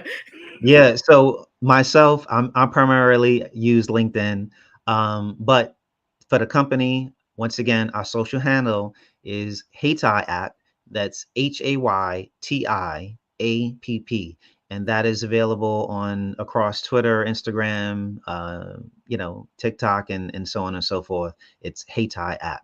But myself directly is you can catch me on LinkedIn. Awesome. And then I also want to give a shout out to College Health TV. Where can they find information about that as well?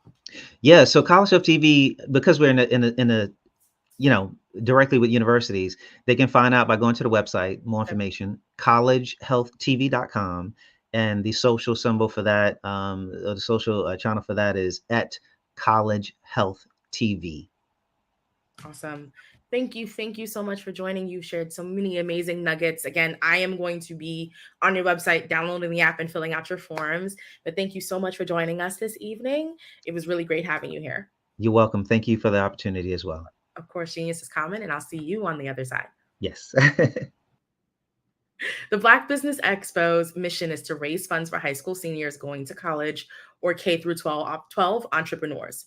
This expo is a fundraiser for students. You may go to www.blackbusinessexpousa.com to donate to the scholarship fund, or use the Cash App that's scrolling on the screen. That is $BBXUSA. Our goal is to give laptops and up to $5,000 to 10 students. Students can register online at blackbusinessexpousa.com. Every dollar counts, so we want to remind you to donate to the scholarship fund. We also want to thank our Black Business Expo USA sponsors for October of 2023. Those sponsors are NC100, Moody Capital Partners, Suede Soul, Lotus Riche's Coaching and Training, Carolina, Virginia Minority Supplier Development Council, STEP Management, Barbara H. Smith, LLC, Marjorie McLean Foundation, Incorporated, Genius is Common, Earth Essentials, Malane Shania Global, Executive Women's Success Institute, The Quality Coaching Company, Superwoman Business Services, Creative Force Studios, Lee Entertainment, Artistic App Design, Black Business Expo USA, Genius is Common, and I'll see you on the other side.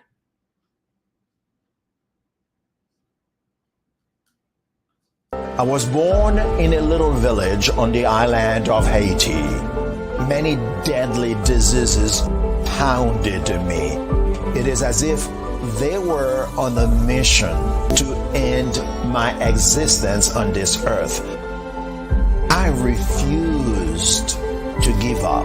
In 1983, I left Haiti and came to the United States of America. And I came with $5, 2 shirts. I didn't speak any English. I came to Atlanta. I got a job. I was a doorman. I was a doorman with a dream. What I used to come on stage.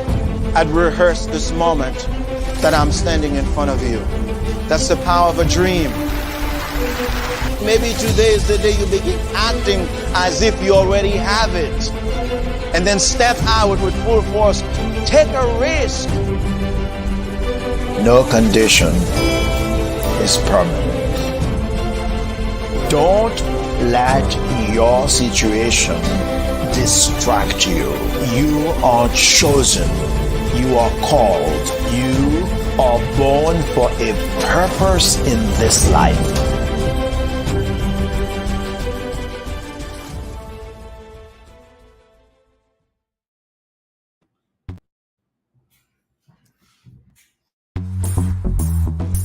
Attention all entrepreneurs and companies. Are you looking for reliable and efficient virtual assistants and back office support to help you manage your business tasks? Look no further than Superwoman Business Services.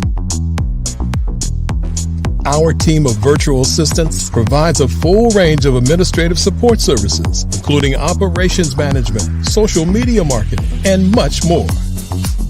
We also offer website design services to help you create a professional online presence that reflects your unique brand. In addition to administrative support and website design, we offer business development and structuring services to help you grow your business and achieve your goals. We'll work closely with you to identify areas of improvement and develop a customized plan to help you reach your full potential. At Superwoman Business Services, we understand that running a business can be overwhelming and time-consuming.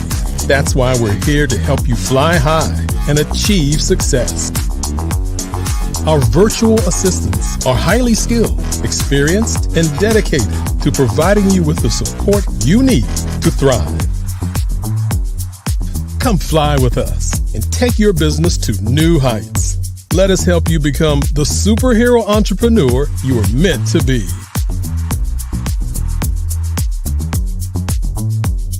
Contact Superwoman Business Services today to learn more about our back office support services. Over the past few years, we've seen the growth of existing and new initiatives focused on financial inclusion, building global networks, and reducing the wealth gap in response to the idea there's not enough seats at the table.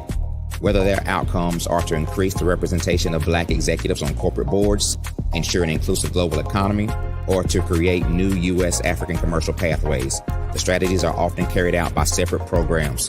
The question is, should they be? With the continent of Africa being home to more than half of the world's fastest growing economies, the youngest workforce, over 400 companies generating more than $1 billion annually, 700 generating more than $500 million annually that are poised for growth, and being the destination of nearly $5 billion in venture capital in 2021. Diversifying U.S. and Africa commercial engagement by building bridges between African businesses and their U.S. diaspora should begin being seen as mutually beneficial. From helping to reduce Africa's enormous capital gap to catalyzing two-way trade opportunities, the COVID-19 global pandemic hopefully has taught us that global challenges and opportunities are more interconnected than we thought. During the pandemic, African companies like Unicorn Flutterwave, insurance provider Reliance Health, ride-hailing app Yasir, and 54Gene, the continent's first bank of DNA on people of African descent, proved that when African companies have access to networks, capital, and information, they grow big, grow fast, and create solutions that are valuable to the world. This is why BDirect was created. We are the first U.S.-based but African-centric board preparedness and board search company designed to connect U.S. Black talent and corporations to African businesses. Unique and fundamental to BDirect's success is our process of helping board candidates adapt their experience and networks to an African context before they're connected to high-growth companies that are looking to locally and globally scale. From our focus groups with African business execs and government leaders, we don't ignore the sentiment that business is easy, but people are hard.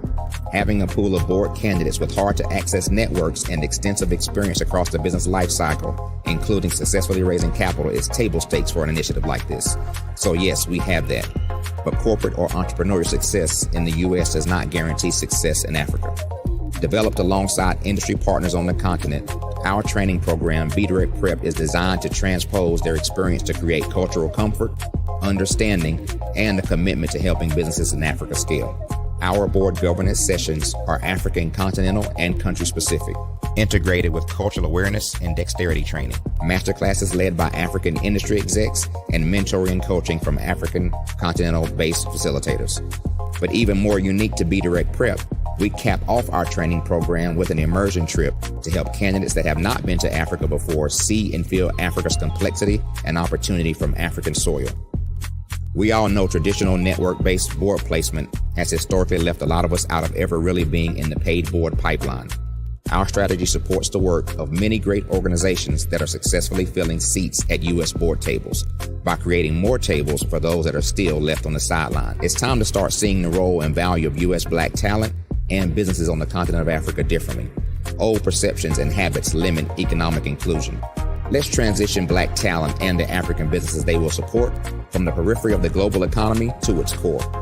Living in a global lockdown, we all know now how fast local and global economies can change, and see the value of having businesses that hire, strengthen local value chains, and even grow globally. Status quo in any form holds back progress. We must democratize U.S.-Africa commercial engagement by socially and economically connecting cultures that have long been disconnected. It's time for Africa's U.S. diaspora to redefine their global value by helping African businesses scale continentally and globally.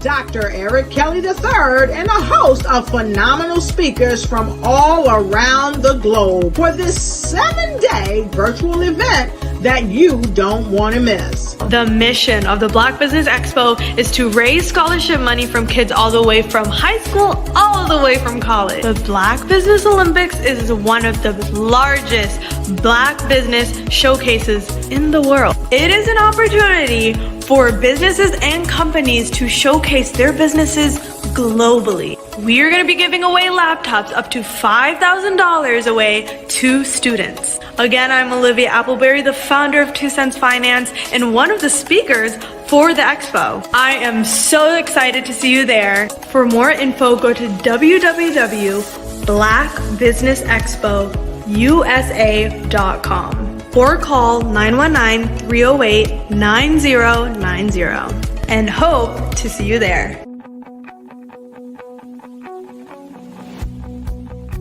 I am Black business.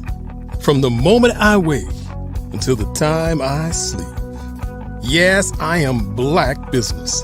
I am Black business. Tell me, are you Black business? I am Black business. Do you support Black businesses? Listen, I support Black business because I am Black business.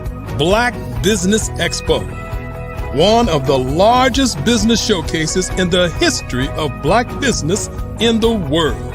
The world.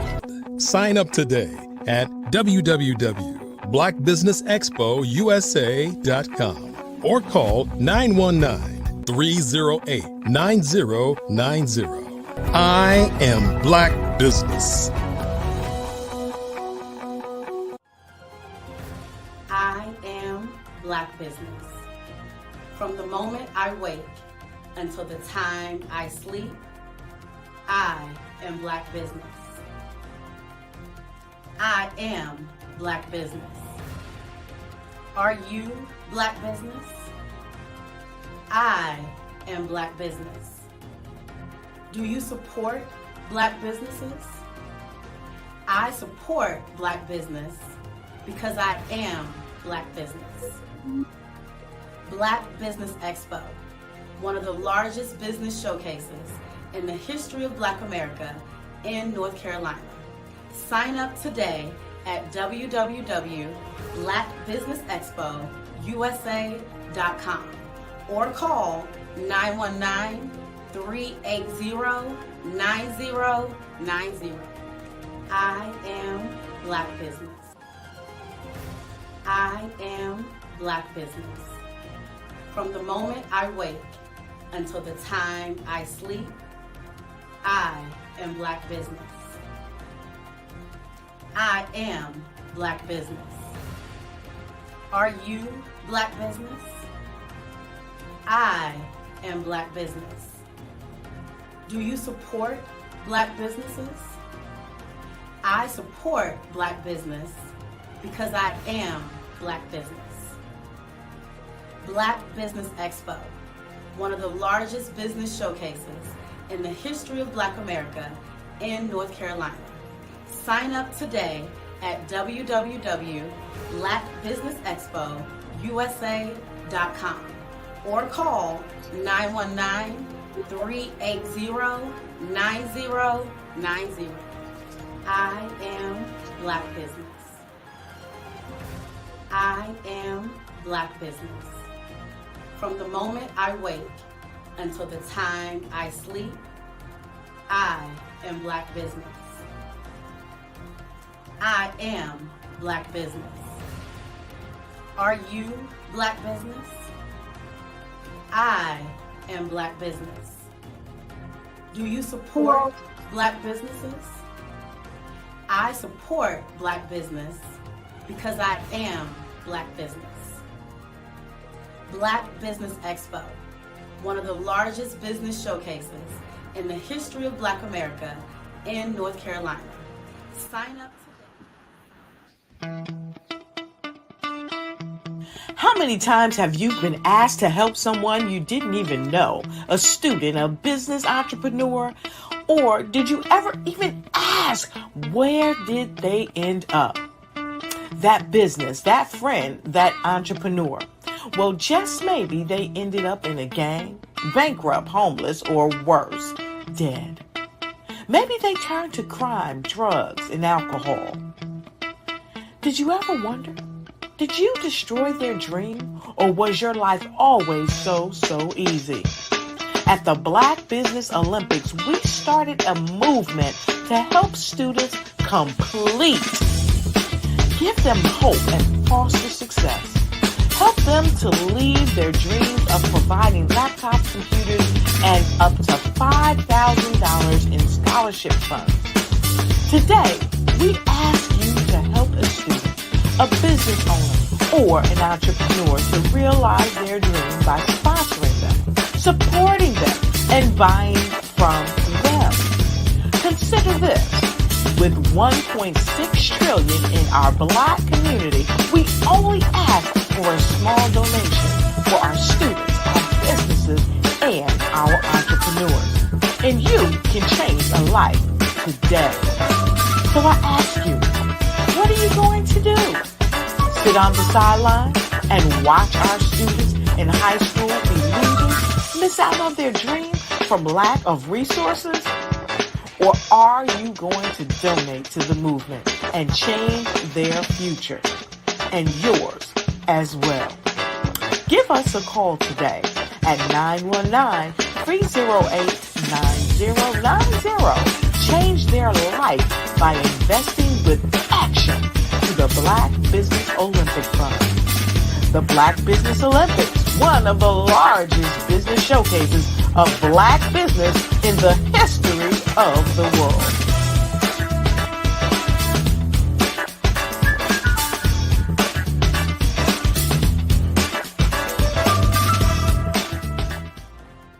I'd like you to imagine with me, if you will, opening an app where you can collaborate with like-minded individuals from around the world, get inspiration and in-app tools to launch and grow your business, as well as share your knowledge and earn compensation, all in one app. Well, the name of that app is Truso, short for Truly Social. Hi, I'm Matthew Newman, the founder and CEO of Truso. A new concept in social media, Truso is designed from the ground up to be a platform that's both social and empowering for all its users. How exactly do we do that? I'm glad you asked. First, Truso brings the world together via video. Psychologists assert that video provides a significantly more effective connection than audio only. When you enter a community on Truso, you're face to face. Second, on Truso, you don't have to have 1 million followers to monetize. Our business model allows all hosts and moderators to monetize, no matter the size of your following, by 1, producing fee-based content, and 2, inviting others to join the platform as subscribers. Even more, Truso has an in-app resource library with over 100 free resources, forms, and documents to help you build your brand and grow your business. Third, Truso is inclusive. The deaf and hard of hearing communities make up 360 million people worldwide. Unlike audio-only apps, Truso embraces this community, providing a networking platform that allows them to participate via video and closed captioning. We even have a deaf and hard of hearing foundation in the works as well. Fourth, Truso is both social and safe. We refer to Truso as a virtual extension of the beauty shop, barbershop, and brainchild of the community. A place where there's laughter, along with wisdom, growth-oriented conversation, and genuine connections in a safe space. Truso even has proprietary security to ensure we maintain a safe environment for everyone. Where are we at now? Truso is live, y'all. We've launched in beta and we're acquiring users daily. We have an incredible development and marketing team, plus amazing celebrity influencers at the table, helping us spread the word around the globe, beginning within the African diaspora and beyond by creating a safe space for growth, connection, and collaboration. We're truly excited about Truso. We've created something special for which there is a global market.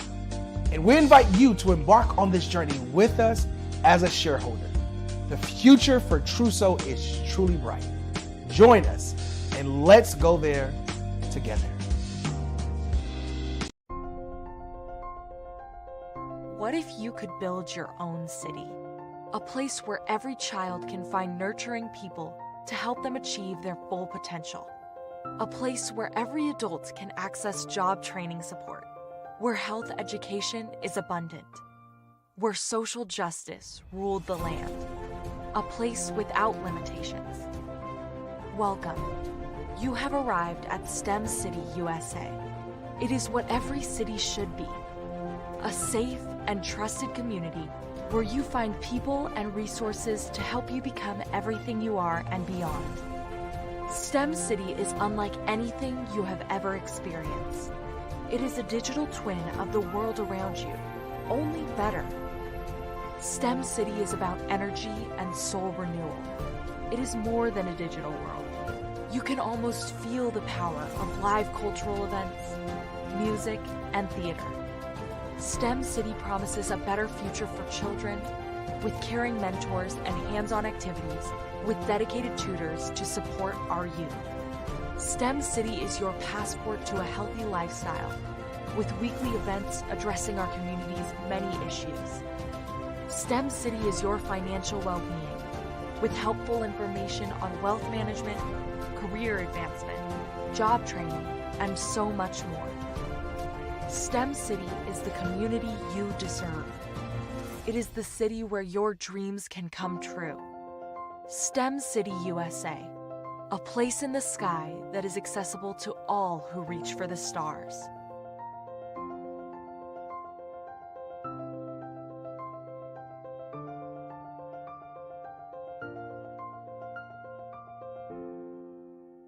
Phenomenal Tanya T. Wise, who is here from the great state of Maryland. Tanya, welcome and thank you for being with us today. Can you indulge our audience a little bit and tell them just a little bit more about who you are and what it is?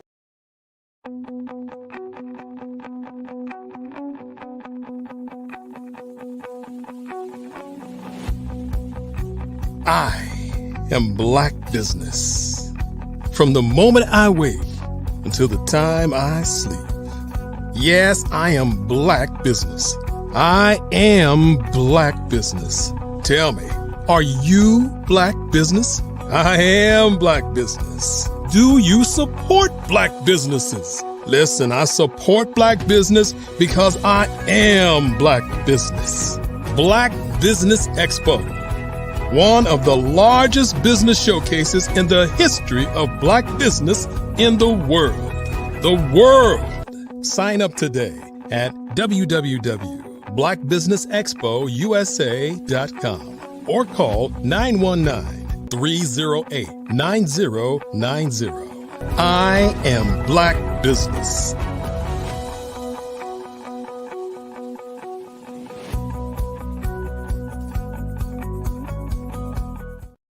Good evening, business owners, entrepreneurs, thought leaders, and corporations. Welcome to the Black Business Network. My name is Marak, founder and CEO of Miracle Recruiting LLC, and I am the business moderator for this evening on the Black Business Network. The Black Business Network is a 24-hour business network showcasing Black businesses, business owners, entrepreneurs, and thought leaders worldwide. We have speakers from North Carolina, London, Singapore, Africa, Japan, and cities all over the United States. The Black Business Network is a global community sharing its business knowledge to empower, inspire, and educate businesses about business. Up next, we have a fireside chat with Renata Brown. Renata Brown is an award-winning CEO of Dreamspire TV and Dreamspire Publications. Renata Brown's zeal for the arts and motivational speaking comes from being an artist. She is the publisher of 3 online magazines, Dreamspire TV magazine, and Arts and Entertainment magazine, and emspire.com, which highlights entrepreneurs, Dreamspire books for authors and motivators. The publications have covered such events as the Stellar Awards, the Black Music Honors, and the NAACP Awards. I present to you Renata Brown.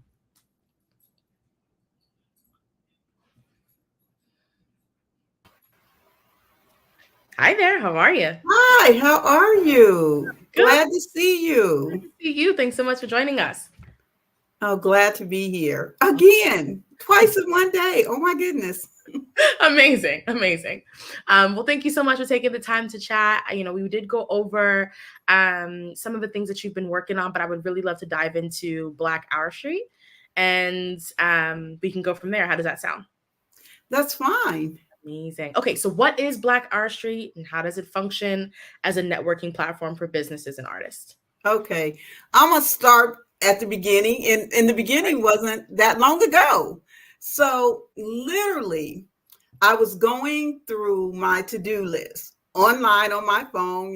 We're connected to our electronics. It seems like almost 24 hours a day. Definitely. So there's just a power in writing things down or putting them. So I was going through my to-do list, and I came upon a meeting that I had with one of the partners about Black Wall Street. And I had a thought, I can only call it creator driven, that came into my head, because the last thing that I was planning to do is start something else. I was doing my to-do list, okay? So it wasn't about starting something else. That was not on the to-do list, okay? Start a movement. But I began to think about, why do we sometimes as African-American people and Black people look to standards outside of our community to be the highest standard? So the thought merely came to me, not Wall Street, but our street. And as I do when I get these light bulb moments, and I'm kind of know at this point when I'm having a light bulb moment, especially when I was not thinking about anything but my to-do list. So I quickly went to GoDaddy. Okay. And I said, is this already out there? Is this domain already taken? Is this idea already taken? And so I went out there, and it's like 6 something in the morning. So I'm on GoDaddy and it's available. And I'm like, aha, okay, there is something to this. And then about 5 minutes later, after I got the title R Street, I looked at the word R, O-U-R, like I've never looked at it before. Like in all these years, I'm like, okay, O-U-R.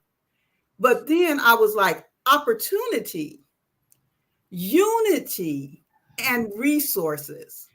That are the links that we need as Black businesses. And so that really sunk in. How do we connect people to opportunity? Yeah. How do we unify? And how do we provide resources? Because opportunity without unity and resources is just a bunch of people going in separate directions. And so I knew I had something. I knew that this was not a Renata moment. This was an inspiration, a higher power movement. And I got so excited. So I'm a web designer, also very active on social media. So I built a website in a couple of days. I made sure that my YouTube was in place, that my TikTok was in place, that my Instagram was in place. And I just started telling people about it. And the response that I have gotten from it has been nothing short of amazing. It has been so connective, because here's what I know. Is that a lot of people are doing amazing things. Yeah. I live a life where I get to see so many people doing amazing things. I live a life where I'm connected with literally, probably if I stop to count, well over 100,000 people. And so living that life and talking to so many people and having so many conversations with business owners, with artists, with authors. As you read my bio, I used to do an award show. Don't ask me why, but at the time it seemed like an amazing idea. And we came out of the box and we came out very strong. I'm just kidding. One day I'm going to look back and relish those moments. I do. We actually came across today because, Facebook will tell you your memories. Yeah. And we had Angie Stone on tape accepting an award from our award show. So I was like, yeah, we did that thing when we did that thing. So I was in the arts, also in the business community, and in the author community and our platforms. So this has been 11 years in the making. So what makes Black R Street different than the catchy name and the phrase? Yeah. What are we going to do that's going to be different? Well, here's where we start. First of all, we are membership based, but the membership is free. So you can come in. And so again, that's not a new concept.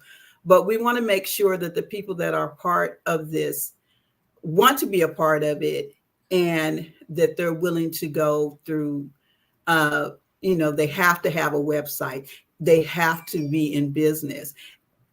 They need to have some type of logo. And you think that these things are common, and you think that these things that everyone has. But what I found in the business that I am, some people don't even have the basic things. So I want people to come up to those basic criterias. And we're offering the first 100 members free membership. You get in at the beginning. You are a founding member. So we're on our drive, and then God puts these crazy numbers in my head, but they're going to happen. We're going to get 100 people before November the 1st. That's and awesome. We are already well on our way. I have strangers coming up. Just the energy behind this movement. So we're membership based. The other thing is that we're not only B2B, we are also organization to organization. Because I can have you and your business come in, and that's awesome. But I'm reaching out to people that have organization. So I want, when your organization comes in, you bring 100, you bring 1,000 businesses with you. And so we're creating that ecosystem that can be self-sustained. So it's just not, having 100 people or 1,000 or 100,000. Is you bringing your network in. And in the past 11 years with me being in this space, I know people with networks. Dr. Kelly has offered the network up. So when we bring Black Business Expo, the Black Business Network, we're coming over. So we're already going to have hundreds, if not thousands of people come in, and we're going to provide resources. Because a lot of businesses we know fail because they don't have the resources. I was sitting in a presentation, and it was pretty casual, and I had a chance to talk with some business owners. They were tax professionals, and I'm like, yes, I love to see, especially people in our community that are outside of the normal things that we think of entrepreneurship in.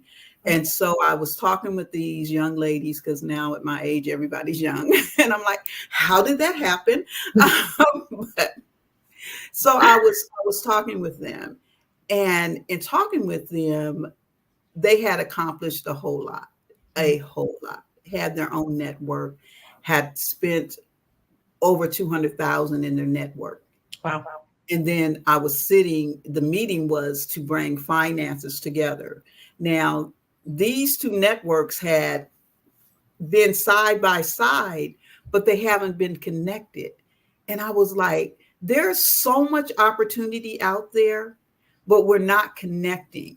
As I was speaking earlier today, networking is not me saying, oh, I want to, sell you something, or I want to tell you all about me, and I don't want to know anything about you. Yeah. So networking, it first has to come with the mind shift that I'm here to connect with you. I am not here to sell you. I'm not here to pitch you. I am here to see how we can connect, and how does that look?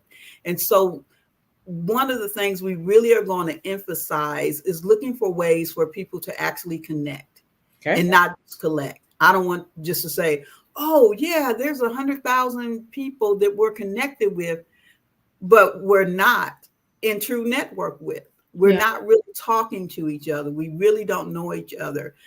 I often have a chance to do this, is connect resources. So, and it's funny, how it just happens organically. I was talking to someone today, and they were from a smaller town in Georgia, and they were saying nobody in this town is doing anything and all like this. And when I hear those stories, I have to kind of just laugh to myself, because I know somebody in that town, in that small town of Georgia, that's doing some amazing things, and they both are, again, they're parallel. They're not connected.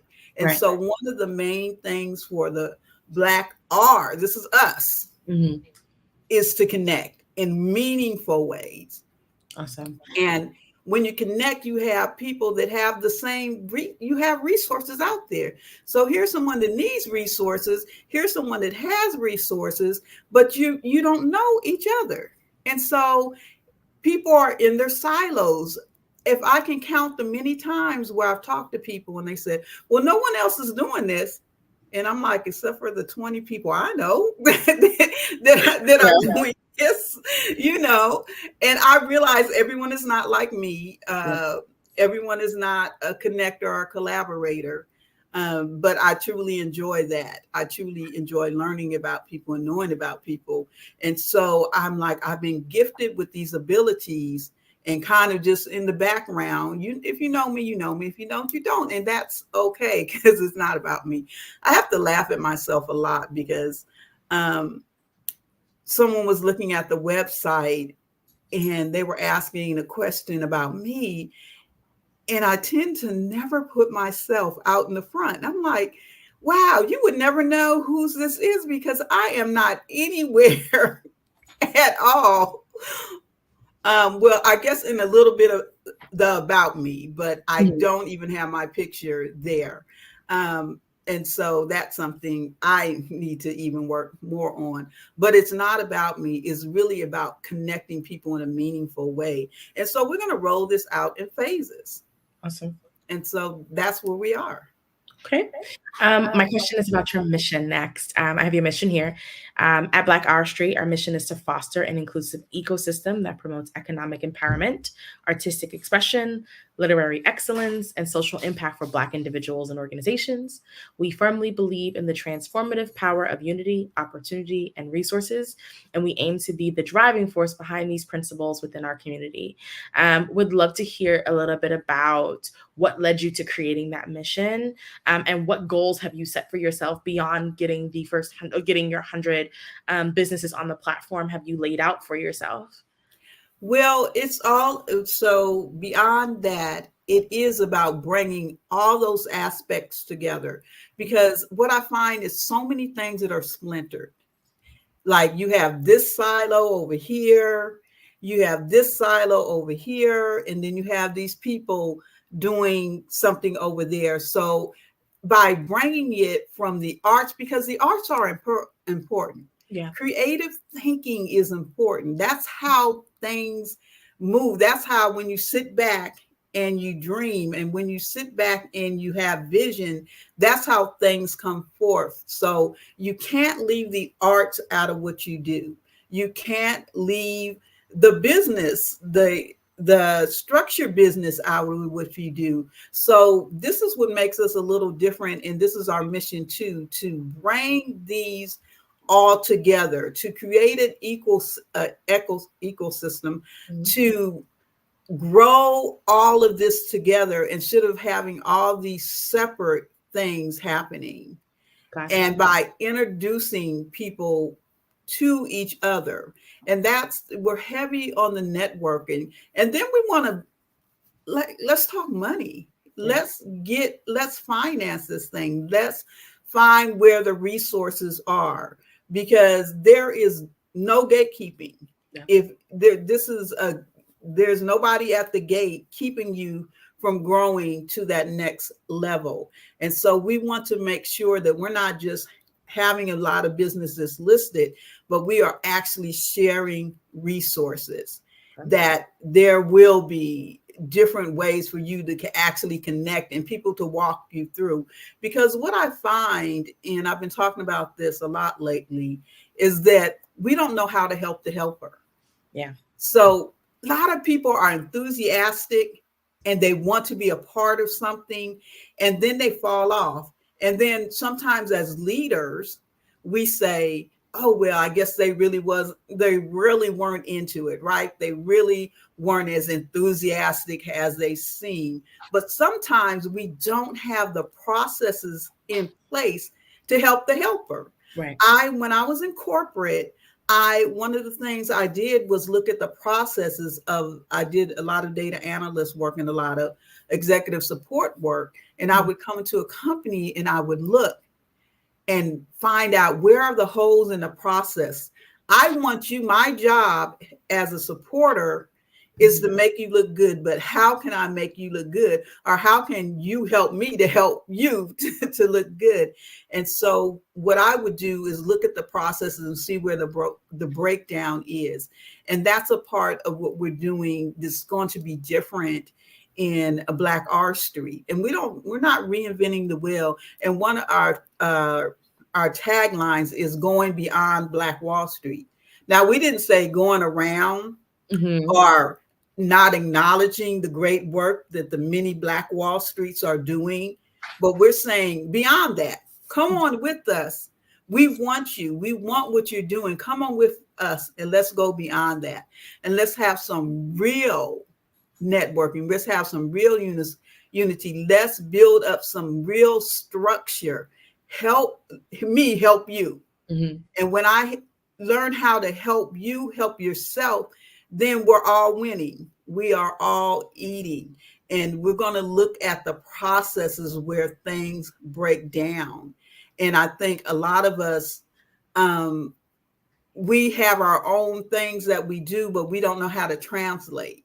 One of the hardest things to do when you're in a business is train people and work with people like interns, because we have the head knowledge, right? So we know how to do it, but knowing how to translate that so that other people can do it.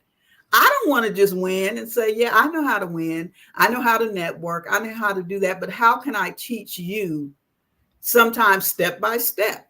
Right. What you need to do. And I think that's one of the missing links in us evolving, is that a lot of us, we get the knowledge and then people say, oh, you're gatekeeping it. But sometimes it's not even gatekeeping. It's sometimes we just don't know how to translate that knowledge to other people. Definitely. To help them along the way.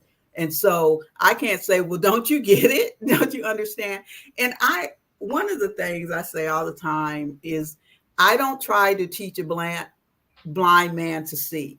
It would, all I can do is pray for his healing. Right. Because I can't say, oh, can you see it? Can't you see it? And if you're blind to it, then all I can do is hope that your eyes are opened up. And so I don't waste my time trying to make people see things my way or make people see my vision. All I can do is outlay and do the work. And if you see it, if you get it, you get it. And if you don't, you don't. But we have to make sure that we have those processes in place for people to do, so that to create those opportunities for people to go forward. And the opportunity is a big piece, because that's what we need.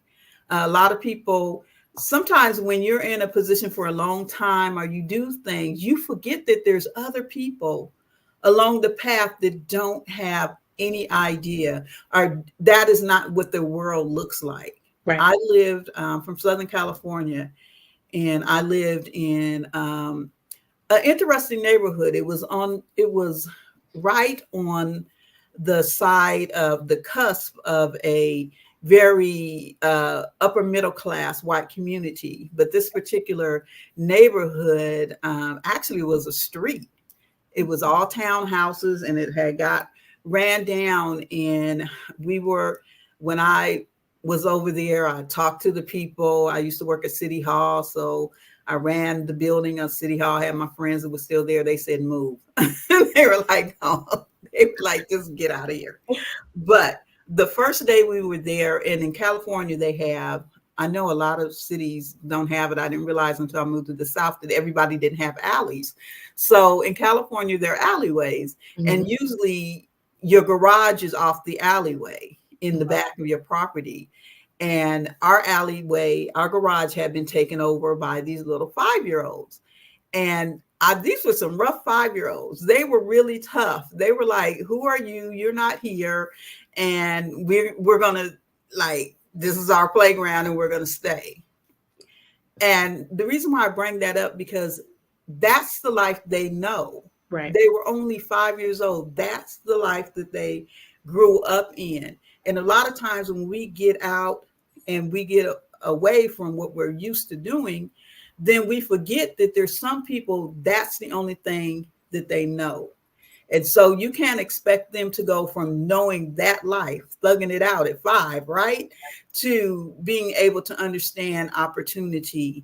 And so one thing that we want to do is provide those opportunities and find things that unify us. Because, we can always talk about the things that that bring us division. I think I just came out of the womb pro-Black. I don't even know where that came. I just did. I came out of the womb. I remember as a little kid, this is a true story. I remember being mad at my parents because they didn't march in the civil rights movement. And I was like, what was that about? So I came out of the womb loving Black people, loving who we are, trusting in our beauty. And this movement really, I think, is an opportunity for us to unify. Awesome. Let's talk a little bit about technology. What Okay. role does technology play in facilitating the connections on our Black R Street? And are there any specific tools or features designed for artists and creatives on the platform? Not at this point, but that's coming because I am a techie. Okay. I am that person. I've talked about this before. Is I'm an early adapter. Okay, so if it's out there, I learned about streaming. It's almost been maybe 16 or 17 years ago, and I remember I used to talk to people about streaming, and I would say, if you are, that people will be watching stuff on the computer, that people will be watching stuff on the phones, and your little dog's trying to get your attention. Yes, huh? all three of them are just like right wow. here. So you're gonna see a tail. You might hear some barking. I apologize. It's all good. It's all good. So I've always been an early adapter of technology. And like I said, in the early days of streaming, when I used to tell people, no, people really, they're going to watch stuff on computers, they're going to watch on the phone. And they looked at me like I had a tail. They were like, what's going on? This has never happened because everything was still cable and traditional. We were just changing from traditional networks to cable and all of that. And so for them to see beyond that. So technology definitely will play a role in that. I'm very much into AI. I am very much into all that, from the artistic point, from programs like Midjourney to ChatGPT and other technology. So we definitely will be a hub where people are able to take what they know and translate it into technology, because it's very important to stay on top of that. It's very important to know where technology is going in the future. And you can sit on the sidelines and so I'm a graphic designer. I went to school for it. And so I've been doing it for a while. And I was kind of a purist when it came to some things, when it came to design.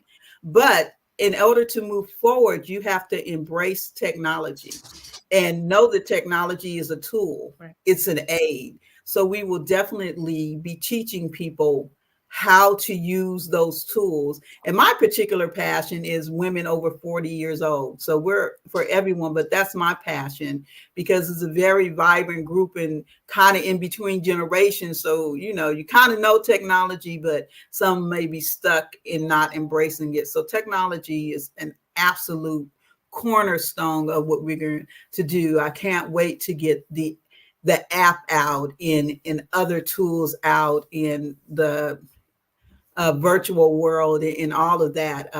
I've worked on a couple of virtual projects, and I get these ideas in my head, and I think if I could think it, it can happen.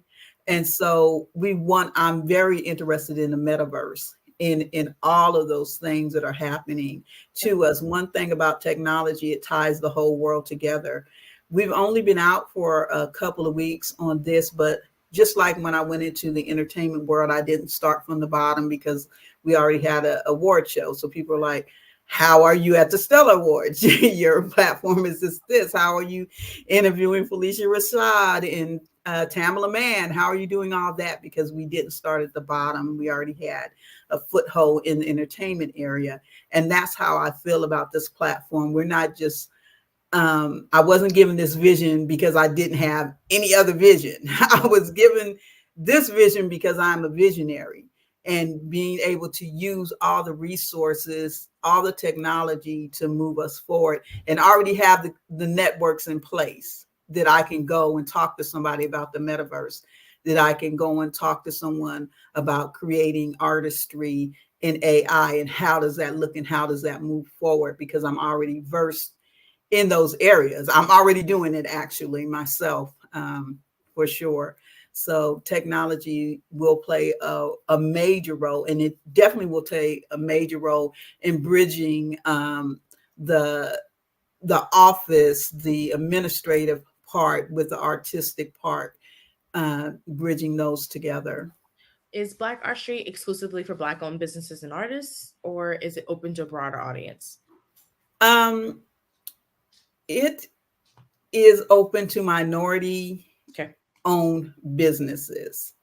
We are focusing on Black owned businesses, and that it is what it is. I have other platforms that are diverse, and so there are opportunities.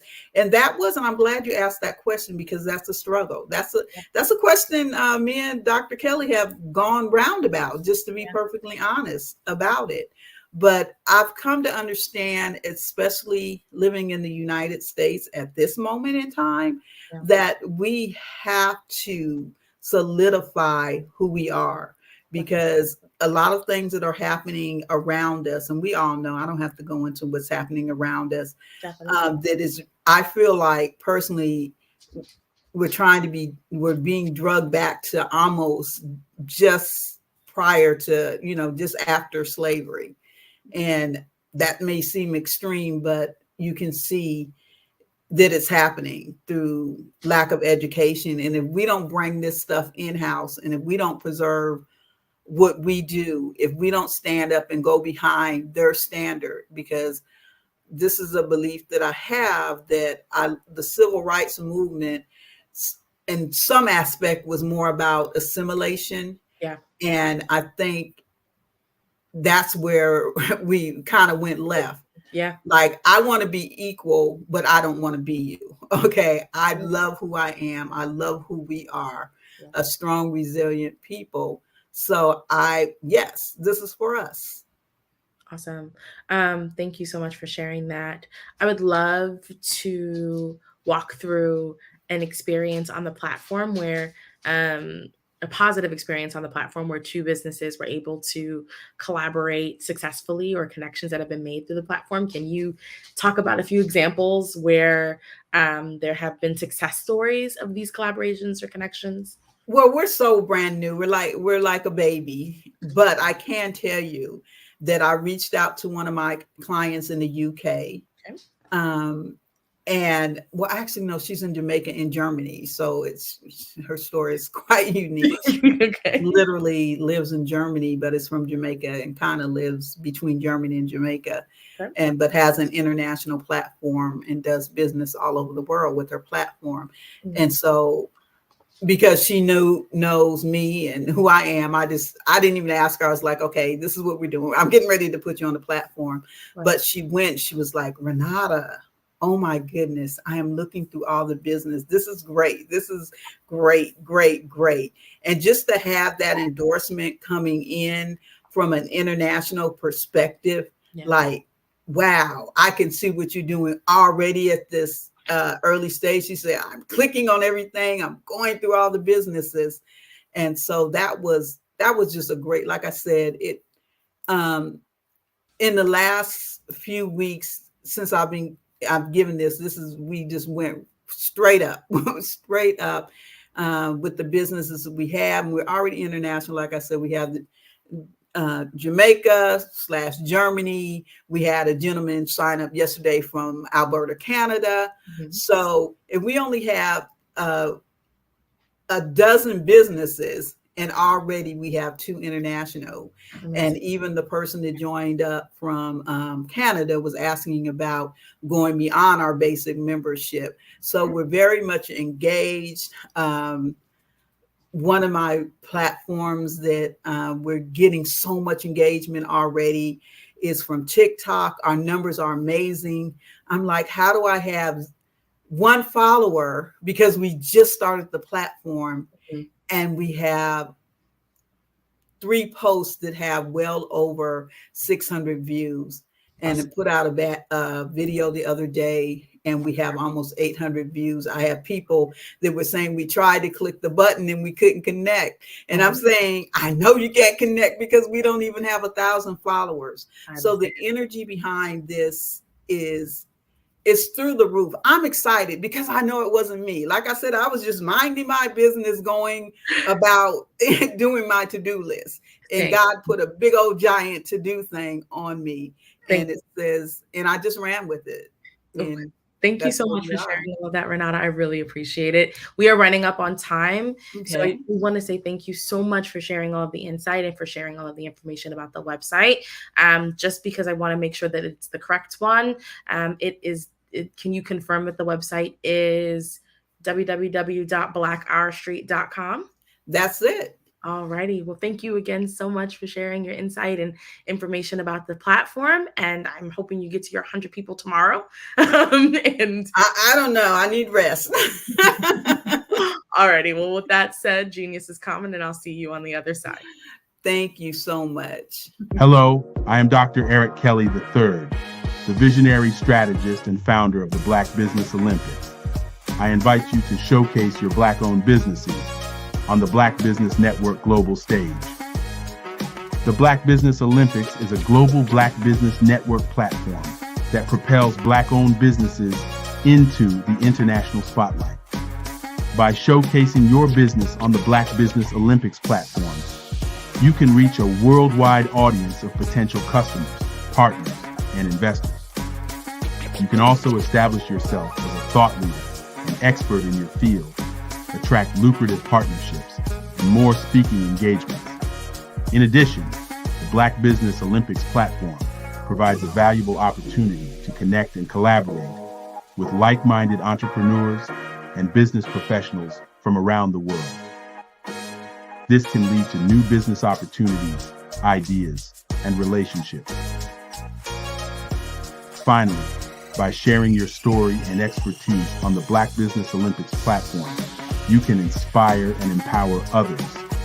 This is a powerful way to make a positive impact on the world and leave a lasting legacy.